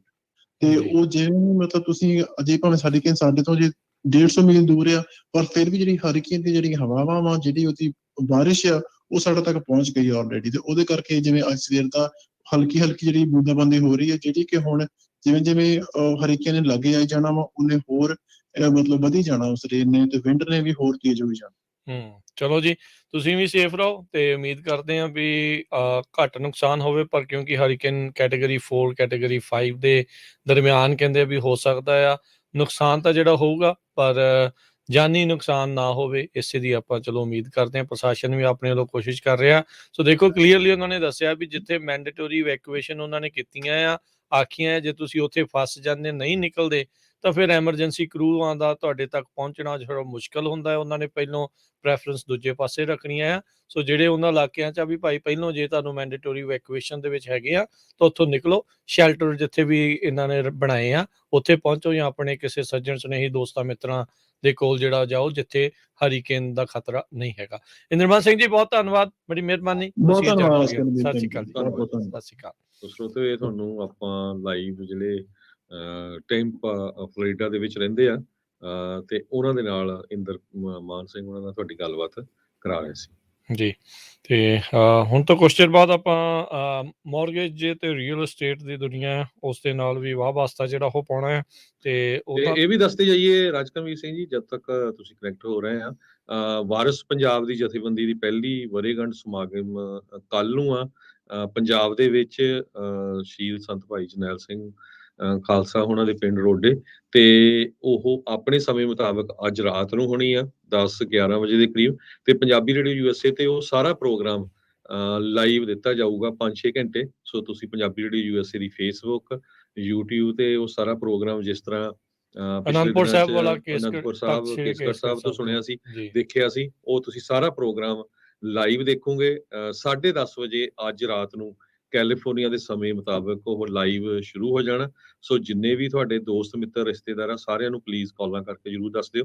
ਸੋ ਲਾਈਵ ਪ੍ਰੋਗਰਾਮ ਤੁਸੀਂ ਪੰਜਾਬੀ ਰੇਡੀਓ USA ਦੀ ਫੇਸਬੁੱਕ ਤੇ YouTube ਤੇ ਦੇਖ ਸਕਦੇ ਹੋ ਜੀ। ਤੇ ਆਪਣੇ ਨਾਲ ਇਸ ਟਾਈਮ ਹੁਣ ਮੌਰਗੇਜ ਤੇ ਰੀਅਲ ਐਸਟੇਟ ਦੇ ਬਾਰੇ ਗੱਲਬਾਤ ਕਰਨ ਦੇ ਲਈ ਜੁੜ ਚੁੱਕੇ ਨੇ ਮੋਹਨ ਚੀਮਾ ਜੀ, Xander mortgage real estate Xander group ਤੋਂ। ਮੋਹਨ ਚੀਮਾ ਜੀ, ਸਵਾਗਤ ਹੈ। ਸਤਿ ਸ਼੍ਰੀ ਅਕਾਲ ਜੀ, ਜੀ ਆਇਆਂ ਨੂੰ ਜੀ। ਸਤਿ ਸ਼੍ਰੀ ਅਕਾਲ ਭਾਜੀ, ਰਾਜਨ ਭਾਜੀ, ਆਪ ਜੀ ਨੂੰ, ਖਾਲਸਾ ਪੰਜਾਬੀ ਨੂੰ ਅਤੇ ਸਭ ਸਰੋਤਿਆਂ ਨੂੰ ਮੇਰੇ ਵੱਲੋਂ ਪਿਆਰ ਭਰੀ ਸਤਿ ਸ਼੍ਰੀ ਅਕਾਲ ਜੀ। ਤੇ ਮੋਹਨ ਚੀਮਾ ਜੀ, ਗੱਲਬਾਤ ਸ਼ੁਰੂ ਕਰਨ ਤੋਂ ਪਹਿਲਾਂ ਆਪਣੀ ਆਈਡੀ ਸ਼ੇਅਰ ਕਰ ਲਿਓ ਜੀ। ਜੀ ਜੀ। ਸੋ ਜਿਹੜੀ ਤੇ ਸਾਡੀ ਹੈਗੀ ਹੈ ਰੀਅਲ ਐਸਟੇਟ ਨਾਲ ਆਈਡੀ ਜੁੜੀ ਹੈਗੀ ਜੀ, ਉਹ ਹੈਗੀ ਹੈ 02067197। ਜਿਹੜੀ ਜ਼ੈਂਡਰ ਮੌਰਗੇਜ ਨਾਲ ਸਾਡੀ ਆਈਡੀ ਹੈਗੀ ਹੈ ਉਹ ਹੈਗੀ ਐਨਵਸ ਆਈਡੀ ਨੰਬਰ 698952। ਨਾਲ ਨਾਲ ਜਿਹੜੀ ਜ਼ੈਂਡਰ ਕੈਪੀਟਲ ਕੋਰਪ ਦੀ ਆਈਡੀ ਵੀ ਮਤਲਬ ਡਿਕਲੇਅਰ ਕਰਦੇ ਹਾਂ, ਜਿਹਦੇ ਵਿੱਚ ਅਸੀਂ ਟਰੱਕ ਤੇ ਟ੍ਰੇਲਰਸ ਤੇ ਇਕੁਇਪਮੈਂਟ ਫਾਈਨੈਂਸਿੰਗ ਕਰਨੇ ਆ ਜੀ। ਉਹਦੇ ਵਿੱਚ ਜਿਹੜੀ ਹੈਗੀ ਹੈ ਐਨਵਸ ਆਈਡੀ ਨੰਬਰ ਹੈਗੀ ਹੈ 2285102 ਤੇ CFL ਨੰਬਰ ਜਿਹੜਾ ਹੈਗਾ ਜੀ ਹੈਗਾ 60DBO ਨੰਬਰ 139991। ਤੁਸੀਂ ਕਹਿੰਦਾ ਵੀ ਸਾਰੇ ਫਟ ਕੇ ਬੋਲਦਾ, ਮੈਨੂੰ ਨੰਬਰਾਂ ਨਾਲ ਪਿਆਰ ਬੜਾ ਹੈਗਾ, ਇਹ ਕੰਮ ਹੀ ਮੇਰਾ ਇਸੇ ਕਾਰਨ ਆਗੇ ਤੇ ਰੀਅਲ ਐਸਟੇਟ ਦਾ ਹੈਗਾ ਜੀ। ਜੀ ਜੀ, ਕੋਈ ਚੱਕਰ ਨਹੀਂ। ਸੋ ਮੋਹਨ ਚੀਮਾ ਜੀ, ਜੇ ਤੁਸੀਂ ਅਪਡੇਟ ਸਾਨੂੰ ਕਰੋ ਰੀਅਲ ਐਸਟੇਟ ਦੀ ਜਿਹੜੀ ਮਾਰਕੀਟ ਉਸ ਨੂੰ ਲੈ ਕੇ, ਕਿਉਂਕਿ ਨਿਊਜ਼ ਕੁਛ ਜ਼ਿਆਦਾ ਇੱਦਾਂ ਕਹਿ ਲਓ ਵੀ ਆਮ ਲੋਕਾਂ ਦੇ ਪੋਜ਼ਿਟਿਵ ਸੁਣਨ ਵਾਲੀਆਂ ਨਹੀਂ ਹੁੰਦੀਆਂ, ਉਹਦੇ ਅੰਦਰੂਨੀ ਗੱਲ ਕੀ ਹੁੰਦੀ, ਜੇ ਤੁਸੀਂ ਦੱਸ ਸਕੋ ਵੀ ਕੀ ਹੈਗਾ। ਹਾਂਜੀ ਬਿਲਕੁਲ ਜੀ, ਇਸ ਵੇਲੇ ਤੁਹਾਡੀ ਗੱਲ ਬਿਲਕੁਲ ਸਹੀ ਹੈ ਰਾਜਨ ਭਾਜੀ, ਵੀ ਜਿਹੜੀ ਨਿਊਜ਼ ਹੈਗੀ ਹੈ ਇਨ ਜਨਰਲ ਜਿਹੜੀ ਹੈਗੀ ਹੈ ਹਰ ਖੇਤਰ ਦੇ ਵਿੱਚ ਚੱਲ ਰਹੀ, ਵੀ ਕੋਈ ਪੋਜ਼ਿਟਿਵ ਨਿਊਜ਼ ਜਿਹੜੀ ਕਹਿ ਲਓ ਵੀ ਕਿਸੇ ਪਾਸੋਂ ਨਾ ਸੁਣ ਚ ਆ ਨਹੀਂ ਰਹੀ। ਕੋਈ ਵੀ ਇਸ਼ੂ ਲੈ ਕੇ ਦੇਖ ਲਓ, ਜੀਓ ਪੋਲੀਟੀਕਲ ਇਸ਼ੂ ਜਿਹੜੇ ਹੈਗੇ ਉਹ ਬੜੇ ਪੱਕੇ ਹੋਏ ਆ। ਇੰਗਲੈਂਡ ਦੀ ਖਬਰ ਹੁਣ ਨਵੀਂ ਜੀ ਆ ਗਈ ਹੈ ਵੀ ਇਹਨਾਂ ਦਾ ਪਾਊਂਡ ਨਹੀਂ ਸਟੇਬਲ ਹੋ ਰਿਹਾ, ਉਹ ਆਪਣੇ ਹਿਸਾਬ ਨਾਲ ਉਹਦੇ ਵਿੱਚ ਇੱਕ ਨਵਾਂ ਇਸ਼ੂ ਜਿਹੜਾ ਹੈਗਾ ਉਹ ਚੱਲ ਰਿਹਾ ਹੈਗਾ। ਸੋ ਕਾਫੀ ਸਮੇਂ ਤੋਂ ਕਹਿ ਲਓ ਵੀ ਜਿਹੜੇ ਹਾਲਾਤ ਹੈਗੇ ਨੇ ਥੋੜੇ ਜਿਹੇ ਕਹਿ ਲਓ ਵੀ ਡਿਸਟਰਬਡ ਹੈਗੇ ਨੇ ਇਸ ਵੇਲੇ, ਉਹਦੇ ਨਾਲ ਹੀ ਫਿਰ ਜੁੜਦੇ ਜਿਹੜੀ ਮੌਰਗੇਜ ਦੀ ਗੱਲ ਕਰੀਏ ਜਾਂ ਰੀਅਲ ਏਸਟੇਟ ਦੀ ਮਾਰਕੀਟ ਕਰੀਏ, ਇਹ ਦੋਵੇਂ ਚੀਜ਼ਾਂ ਇਸ ਵੇਲੇ ਬਹੁਤ ਹੀ ਅੰਡਰ ਪ੍ਰੈਸ਼ਰ ਹੈਗੀਆਂ, ਖਾਸ ਕਰ ਹਾਊਸਿੰਗ ਪ੍ਰਾਈਸਿਸ ਜਿਹੜੀਆਂ ਇਸ ਵੇਲੇ ਹੈਗੀਆਂ ਦੇ ਆਰ ਡ੍ਰੋਪਿੰਗ ਲਾਈਕ ਕਹਿੰਦੇ ਤੇ ਹੌਟ ਪੋਟੇਟੋਸ ਕਹਿੰਦੇ ਵੀ ਗਰਮ ਜਿਵੇਂ ਸਾਡੇ ਹੁੰਦੇ ਨਾ ਪੋਟੇਟੋਸ ਉਦਾਂ ਡ੍ਰੌਪ ਕਰ ਰਹੇ ਹੈਗੇ, ਐਂਡ ਸਮ ਮਾਰਕੀਟਸ ਕਈਆਂ ਦੇ ਵਿੱਚ ਬਹੁਤ ਜ਼ਿਆਦਾ ਫਰਕ ਪਿਆ, ਕਈਆਂ ਦੇ ਵਿੱਚ ਕੋਈ ਮੀਡੀਅਮ ਟਾਈਪ ਨਾਲ 7-8-10% ਦੀ ਗਿਰਾਵਟ ਆਈ ਹੈ, ਔਰ ਕਈਆਂ ਵਿੱਚ ਹਜੇ ਕੁਝ ਖਾਸ ਫਰਕ ਨਹੀਂ ਪਿਆ। ਪਰ ਓਵਰਆਲ ਜਿਹੜੀ ਹਾਊਸਿੰਗ ਮਾਰਕੀਟ ਹੈਗੀ ਹੈ ਇਸ ਵੇਲੇ ਉਹ ਥੋੜੀ ਜਿਹੀ ਡਾਊਨ ਵਾਲੇ ਪਾਸੇ ਨੂੰ ਜਾ ਰਹੀ ਹੈ, ਯਾਨੀ ਕਿ ਜਿਹੜੀਆਂ ਘਰਾਂ ਦੀਆਂ ਪ੍ਰਾਈਸਿਸ ਹੈਗੀਆਂ ਇਸ ਵੇਲੇ ਉਹ ਲਗਾਤਾਰ ਘਟ ਰਹੀਆਂ ਹੈਗੀਆਂ ਜੀ। ਆਪਾਂ ਮੋਹਨ ਸ਼ਰਮਾ ਜੀ ਮੌਰਗੇਜ ਦੀ ਗੱਲ ਕਰ ਲਈਏ, ਜਿਸ ਤਰ੍ਹਾਂ ਆਪਾਂ ਇੰਗਲੈਂਡ ਦੀ ਗੱਲ ਕੀਤੀ ਆ, ਅੱਜ ਨਿਊਜ਼ ਇੰਗਲੈਂਡ ਤੋਂ ਆ ਰਹੀ ਆ ਵੀ ਹਜ਼ਾਰਾਂ ਦੀ ਗਿਣਤੀ 'ਚ ਲੋਕਾਂ ਨੇ ਆਪਣੇ ਜੋ ਮੌਰਗੇਜ ਡੀਲ ਸੀਗੀਆਂ ਰੈਜ਼ੀਡੈਂਸ਼ੀਅਲ ਉਹ ਕੈਂਸਲ ਕਰਤੀਆਂ, ਕਿਉਂਕਿ ਉੱਥੇ ਵੀ ਇੰਟਰਸਟ ਰੇਟ 6% ਤੋਂ ਉੱਪਰ ਚਲ ਗਿਆ ਤੇ ਇੰਗਲੈਂਡ ਦੇ ਵਿੱਚ 935 ਦੇ ਕਰੀਬ ਮੌਰਗੇਜ ਪ੍ਰੋਡਕਟਸ ਉਹਨਾਂ ਨੇ ਪੁੱਲ ਕਰ ਲਏ। USA ਦੇ ਵਿੱਚ ਆਪਣਾ ਇੰਟਰਸਟ ਰੇਟ ਅੱਜ ਕੱਲ੍ਹ ਹੁਣ 7% ਦੇ ਲਾਗੇ ਛਾਗੇ ਚੱਲ ਗਿਆ 30 ਈਅਰ ਦਾ। ਸੋ ਜਿਹੜੇ ਲੋਕਾਂ ਨੇ ਹਜੇ ਵੀ ਇੰਟਰਸਟਡ ਆ, ਕਿਸੇ ਨੇ ਵਿਆਹ ਕਰਾਉਣਾ, ਕਿਸੇ ਦਾ ਪਰਿਵਾਰ 'ਚ ਵਾਧਾ ਹੋ ਰਿਹਾ, ਕਿਸੇ ਨੇ ਘਰ ਖਰੀਦਣਾ, ਉਹਦੇ ਲਈ ਕਿਹੜੀ ਬੈਸਟ ਆਪਸ਼ਨ ਹੈਗੀ ਇਸ ਵੇਲੇ? ਖਾਲਸਾ ਭਾਈ ਜਿਹੜੀ ਤੁਸੀਂ ਗੱਲ ਕੀਤੀ ਨਾ ਇੰਗਲੈਂਡ ਦੀ, ਇਸ ਤੋਂ ਪਹਿਲਾਂ ਇੱਕ ਛੋਟੀ ਜਿਹੀ ਗੱਲ ਮੈਂ ਤੁਹਾਨੂੰ ਹੋਰ ਦੱਸਦਾ। ਚਾਈਨਾ ਦੇ ਵਿੱਚ ਜਦੋਂ ਇਹ ਹਾਊਸਿੰਗ ਮਾਰਕੀਟ ਦੇ ਉੱਪਰ ਇਹੋ ਜਿਹੇ ਇਫੈਕਟ ਪਏ ਸੀ ਨਾ, ਤੇ ਉੱਥੇ ਲੋਕਾਂ ਨੇ ਮੌਰਗੇਜ ਦੇਣੀ ਬੰਦ ਹੀ ਕਰਤੀ ਸੀਗੀ। ਉਹਨਾਂ ਨੇ ਕਿਹਾ ਵੀ ਅਸੀਂ ਤੁਹਾਡੀ ਪੇਮੈਂਟ ਨਹੀਂ ਦੇਣੀ ਬੈਂਕ ਵਾਲਿਆਂ ਨੂੰ, ਜਾਂ ਜਿਹੜੇ ਇਨਵੈਸਟਰ ਸੀਗੇ ਜਿਹੜੇ ਘਰ ਨਵੇਂ ਪਾਉਂਦੇ ਸੀਗੇ, ਕਹਿੰਦੇ ਅਸੀਂ ਉੱਥੇ ਸਿਸਟਮ ਥੋੜਾ ਜਿਹਾ ਹੋਰ ਹੈਗਾ, ਉੱਥੇ ਉਹਨਾਂ ਨੇ ਬੰਦ ਹੀ ਕਰਤੇ ਹੈ, ਜਿਹੜੇ ਕੰਜ਼ਿਊਮਰ ਸੀਗੇ ਅਸੀਂ ਪੇਮੈਂਟ ਨਹੀਂ ਦੇਣੀ ਹੈਗੀ। ਸੋ ਇਹਦੇ ਇਫੈਕਟ ਜਿਹੜੇ ਹੈਗੇ ਨਾ ਸਲੋਲੀ ਇਹ ਵਰਲਡ ਹੁਣ ਇੱਕ ਪੌਦਾ ਹੈਗਾ, ਇਟਸ ਏ ਗਲੋਬਲ ਵਰਲਡ। ਤੁਸੀਂ ਇਹ ਨਹੀਂ ਕਹਿ ਸਕਦੇ ਵੀ ਅਸੀਂ ਅਮਰੀਕਾ 'ਚ ਹੋ ਰਿਹਾ ਤੇ ਕੈਨੇਡਾ 'ਚ ਹੋ ਰਿਹਾ, ਤੇ ਉਹ ਹਰ ਪਾਸੇ ਹੋ ਰਿਹਾ। ਸੋ ਇਹ ਜਿਹੜੀਆਂ ਚੀਜ਼ਾਂ ਇੱਕ ਜਗ੍ਹਾ ਉੱਥੇ ਹੁੰਦੀਆਂ, ਉੱਥੋਂ ਦਰਗੁਣ ਇੰਗਲੈਂਡ ਤੋਂ ਇੰਗਲੈਂਡ ਇੱਧਰਲੇ ਪਾਸੇ ਵੀ, ਚਲੋ ਇਹ ਸਾਰੇ ਪਾਸੇ ਗੱਲਾਂ ਬਾਤਾਂ ਚੱਲ ਰਹੀਆਂ। ਲੇਕਿਨ ਜਿਹੜੀ ਘਰਾਂ ਦੀ ਗੱਲ ਤੁਸੀਂ ਕਰ ਰਹੇ ਹੋ ਕਿ ਹੁਣ ਕਿਸੇ ਦਾ ਵਿਆਹ ਕਰਾਉਣਾ ਜਾਂ ਕਿਸੇ ਦਾ ਘਰ ਕਿਸੇ ਨੂੰ ਛੋਟਾ ਪੈ ਗਿਆ, ਕਿਸੇ ਨੂੰ ਵੱਡਾ ਪੈ ਰਿਹਾ, ਇਹ ਕੰਮ ਤੁਸੀਂ ਮੈਨੂੰ ਪੁੱਛੋ ਵੀ ਸਾਡਾ ਇਹ ਕੰਮ ਚੱਲਦਾ ਜੀ ਉਹੀ ਸਪੀਡ ਨਾਲ ਚੱਲ ਰਿਹਾ ਜਿਵੇਂ ਪਹਿਲਾਂ 3 ਮਹੀਨੇ ਸੀਗੀ, 4 ਮਹੀਨੇ ਨਹੀਂ ਜੀ, ਉਨੀ ਸਪੀਡ ਨਾਲ ਨਹੀਂ ਚੱਲ ਰਿਹਾ। ਪਰ ਜਿਹੜੇ ਨੀਡੀ ਹੈਗੇ ਆ, ਜਿਨ੍ਹਾਂ ਨੂੰ ਲੋੜ ਹੈਗੀ ਹੈ, ਹੁਣ ਇੱਕ ਡਾਕਟਰ ਹੈਗਾ ਉਹ ਇੰਡੀਆਨਾ ਤੋਂ ਕੈਲੀਫੋਰਨੀਆ ਮੂਵ ਹੋ ਰਿਹਾ, ਜਾਂ ਇੱਕ ਨਰਸ ਕਹਿ ਲਓ ਵੀ ਕੈਲੀਫੋਰਨੀਆ ਤੋਂ ਉਹ ਜਾਰਜੀਆ ਜਾ ਰਹੀ ਹੈ, ਉਹ ਪਿਛਲੇ 10 ਸਾਲਾਂ 'ਚ ਘਰ ਰਹਿ ਰਹੇ ਹਨਾ, ਉਹਨਾਂ ਦੇ ਘਰ ਦੇ ਵਿੱਚ ਬਹੁਤ ਜ਼ਿਆਦਾ ਐਕੁਇਟੀ ਬਣੀ ਹੈ। ਹੁਣ ਉਹਨਾਂ ਨੇ ਜਾਰਜੀਆ ਜਾ ਕੇ ਕਿਰਾਏ ਤੇ ਨਹੀਂ ਰਹਿਣਾ ਜੀ, ਉਹਨਾਂ ਨੂੰ ਆਦਤ ਪੈ ਗਿਆ ਵੀ ਘਰ 'ਚ ਰਹਿੰਦੇ, ਸੋ ਉਹਨਾਂ ਨੇ ਘਰ ਲੈਣਾ। ਸਿਮਿਲਰਲੀ ਕੋਈ ਇੰਡੀਆ 'ਚ ਫੈਮਿਲੀ ਆ ਰਹੀ ਹੈ, ਇੱਥੇ ਤੁਸੀਂ 1 ਬੈਡਰੂਮ ਦਾ ਅਪਾਰਟਮੈਂਟ ਲਿਆ ਹੋਇਆ ਜਾਂ 2 ਬੈਡਰੂਮ ਦਾ, ਹੁਣ ਇੰਡੀਆ 'ਚ ਡੈਡੀ ਮੰਮੀ ਨਾਲ ਮਿਸਿਸ ਨਾਲ ਕਰੋ ਜੀ, ਬੱਚੇ ਵੀ ਹੈਗੇ ਜੀ, ਸਾਰੇ ਇਕੱਠੇ ਆ ਰਹੇ ਹੈਗੇ ਨੇ, ਹੁਣ ਤੁਹਾਨੂੰ ਘਰ ਚਾਹੀਦਾ। ਸੋ ਇਟ ਇਜ਼ ਗੋਇੰਗ ਔਨ। ਪਰ ਇੰਨੀ ਗੱਲ ਮੈਂ ਜ਼ਰੂਰ ਕਰਾਂਗਾ, ਇਸ ਵੇਲੇ ਤੁਸੀਂ ਕਹੋ ਵੀ ਘਰ ਲੈਣ 'ਚ ਫਾਇਦਾ ਹੈਗਾ।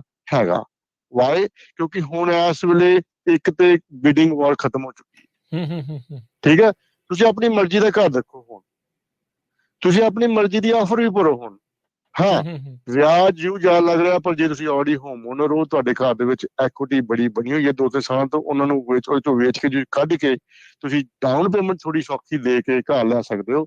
ਸੋ it is not a bad time, ਕਿਉਂਕਿ ਅਲਟੀਮੇਟਲੀ ਜਿਹੜੇ ਵਿਆਜ ਹੈਗੇ ਆ ਉਹ ਆਉਣ ਵਾਲੇ ਸਮੇਂ ਕहीं ਨਾ ਕहीं ਜਾ ਕੇ ਫਿਰ ਦੁਬਾਰਾ ਤੋਂ ਇਹ ਐਡਜਸਟ ਜ਼ਰੂਰ ਹੋਣਗੇ।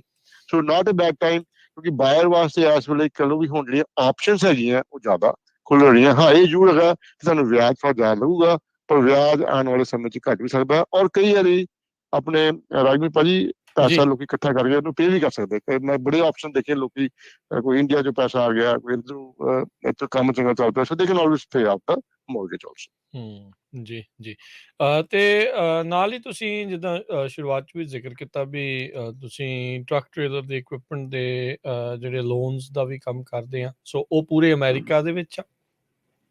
ਹਾਂਜੀ, ਅਸੀਂ ਥਰੂ ਆਊਟ US ਦੇ ਵਿੱਚ ਕਿਤੇ ਵੀ ਜੇ ਕਿਸੇ ਨੇ ਕੋਈ ਟਰੱਕ ਜਾਂ ਟ੍ਰੇਲਰ ਦਾ ਲੋਨ ਕਰਾਉਣਾ ਹੈਗਾ, ਉਹ ਸਾਡੇ ਆਫਿਸ ਜ਼ੈਂਡਰ ਕੈਪੀਟਲ ਕਾਰਪ ਵਿੱਚ ਜ਼ਰੂਰ ਕਾਲ ਕਰ ਸਕਦੇ ਨੇ। ਨੰਬਰ ਮੈਂ ਇੱਕ ਹੀ ਦੇਵਾਂਗਾ, 559-905-2575। ਇਸ ਨੰਬਰ ਤੁਸੀਂ ਕੰਟੈਕਟ ਕਰ ਸਕਦੇ ਹੋ, 5599052575।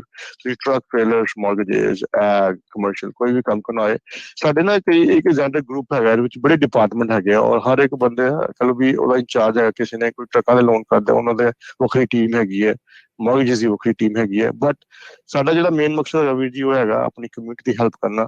ਜੇ ਕਿਸੇ ਨੂੰ ਕੋਈ ਪ੍ਰੋਬਲਮ ਆ ਰਹੀ ਹੈ, ਕੋਈ ਸਵਾਲ ਆ ਰਿਹਾ ਹੈ, ਕੋਈ ਸਮਝ ਨਹੀਂ ਲੱਗ ਰਹੀ ਕਿਤੇ ਜਾਣਾ, ਤੇ ਅਸੀਂ ਪੂਰੀ ਕੋਸ਼ਿਸ਼ ਕਰਨਾ ਵੀ ਤੁਹਾਡੀ ਜਿਹੜੀ ਹੈਲਪ ਹੈ ਉਹ ਸਮੇਂ ਸਿਰ ਹੋ ਜਾਵੇ।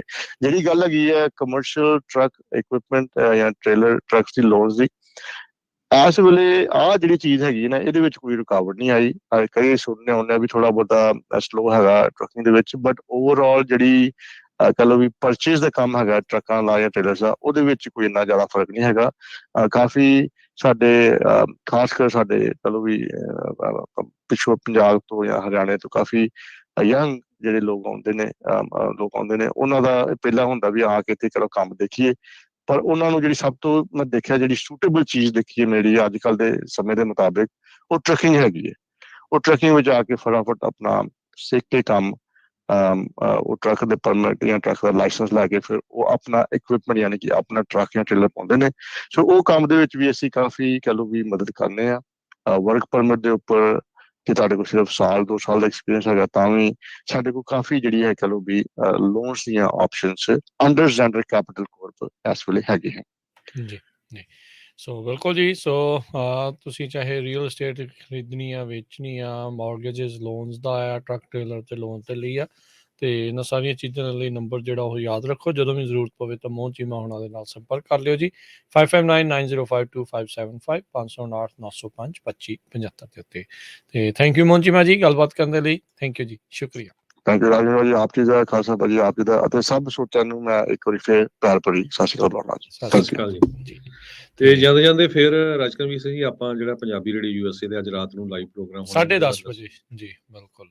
ਸੋ ਜਿਹੜੀ ਵਾਰਿਸ ਪੰਜਾਬ ਦੇ ਜਥੇਬੰਦੀ ਆ ਉਸ ਦੀ ਜਿਹੜੀ ਪਹਿਲੀ ਜਿਹੜੀ ਵਰ੍ਹੇਗੰਢ ਆ ਉਸ ਨੂੰ ਜਿਹੜਾ ਉਹ ਲੈ ਕੇ ਇਹ ਜਿਹੜਾ ਪ੍ਰੋਗਰਾਮ ਆ ਵਿਸ਼ੇਸ਼ ਤੌਰ ਦੇ ਉੱਤੇ ਉੱਥੇ ਉਲੀਕਿਆ ਗਿਆ ਹੈਗਾ ਆ। ਸੋ ਪੰਜਾਬੀ ਰੇਡੀਓ USA ਨੇ ਬੀਤੇ ਦਿਨਾਂ ਦੇ ਵਿੱਚ ਵੀ ਤਖਤ ਸ਼੍ਰੀ ਕੇਸਗੜ੍ਹ ਸਾਹਿਬ ਤੋਂ ਜਦੋਂ ਅੰਮ੍ਰਿਤ ਸੰਚਾਰ ਜਿਹੜਾ ਉੱਥੇ ਹੋਇਆ ਸੀਗਾ, ਜਿਸ ਦੇ ਵਿੱਚ 950 ਤੋਂ ਵੱਧ ਜਿਹੜੇ ਨੌਜਵਾਨਾਂ ਨੇ ਭੈਣਾਂ ਭਾਈਆਂ ਨੇ ਜਿਹੜੇ ਅੰਮ੍ਰਿਤ ਛਕੇ ਸੀਗੇ, ਉਸ ਦੇ ਸਮਾਗਮਾਂ ਦਾ ਸਿੱਧਾ ਪ੍ਰਸਾਰਣ ਜਿਹੜਾ ਉਹ ਪੇਸ਼ ਕੀਤਾ ਸੀਗਾ। ਸੋ ਇਹ ਜਿਹੜਾ ਸਿੱਧਾ ਪ੍ਰਸਾਰਣ ਪੰਜਾਬੀ ਰੇਡੀਓ USA ਦੇ ਸੋਸ਼ਲ ਮੀਡੀਆ ਚੈਨਲਸ ਦੇ ਉੱਤੇ ਹੋਵੇਗਾ। ਪਹਿਲੀ ਵਰ੍ਹੇਗੰਢ ਸਮਾਗਮ ਦੇ ਵਿੱਚ ਪਿੰਡ ਰੋਡੇ ਤੋਂ ਇਹ ਜਿਹੜਾ ਹੋਊਗਾ ਕੈਲੀਫੋਰਨੀਆ ਦੇ ਸਮੇਂ ਦੇ ਮੁਤਾਬਕ 28 ਸਤੰਬਰ ਦੀ ਰਾਤ 10:30 ਵਜੇ, ਯਾਨੀ ਕਿ ਅੱਜ ਰਾਤ 10:30 ਵਜੇ, ਤੇ ਪੰਜਾਬ ਦਾ ਸਮਾਂ ਉੱਥੇ ਜਿਹੜਾ ਉਹ 29 ਸਤੰਬਰ ਦੀ ਸਵੇਰੇ ਜਿਹੜੀ ਉਹ 11 ਵਜੇ ਹੋਣਗੇ। ਸੋ ਜ਼ਰੂਰ ਤੁਸੀਂ ਆਨਲਾਈਨ ਆਪਣੇ ਇਸ ਜਥੇਬੰਦੀ ਦੀ ਵਰ੍ਹੇਗੰਢ ਦੇ ਸਮਾਗਮ ਦਾ ਲਾਈਵ ਜਿਹੜਾ ਪ੍ਰਸਾਰਣ ਆ ਉਹ ਤੁਸੀਂ ਦੇਖ ਸਕੋਗੇ। ਤੇ ਅੱਜ ਪੰਜਾਬੀ ਸਿੰਘ ਸੂਰਮੇ ਸ਼ਹੀਦ ਆਦਮ ਸਰਦਾਰ ਭਗਤ ਸਿੰਘ ਉਹਨਾਂ ਦਾ ਵੀ ਜਨਮ ਦਿਨ ਆ। ਸੋ ਉਹਨਾਂ ਦੇ ਜਨਮ ਦਿਨ ਦੀਆਂ ਵੀ ਸਾਰੇ ਹੀ ਪੰਜਾਬੀਆਂ ਨੂੰ ਬਹੁਤ ਬਹੁਤ ਵਧਾਈਆਂ ਤੇ ਕੋਟਾਨਕੋਟ ਪ੍ਰਣਾਮ ਹੈ। ਤੇ ਹੁਣ ਲੈਂਦੇ ਹਾਂ ਜੀ ਇਜਾਜ਼ਤ ਮੇਰੇ ਰਾਜਕਰਮਵੀਰ ਸਿੰਘ ਵੱਲੋਂ ਤੇ ਹਰਜੋਤ ਸਿੰਘ ਵੱਲੋਂ। ਤੁਹਾਨੂੰ ਸਭ ਨੂੰ ਪਿਆਰ ਸਤਿਕਾਰ ਸਨ ਕੀ ਜਹੀ ਸਤਿ ਸਤਿ ਸ੍ਰੀ ਸ੍ਰੀ ਅਕਾਲ। ਜਿਹਦੇ ਵਾਸਤੇ ਰਹੋ, ਹੱਸਦੇ ਖੇਲਦੇ ਰਹੋ, ਸੁਣਦੇ ਰਹੋ ਜੀ ਪੰਜਾਬੀ ਰੇਡੀਓ USA।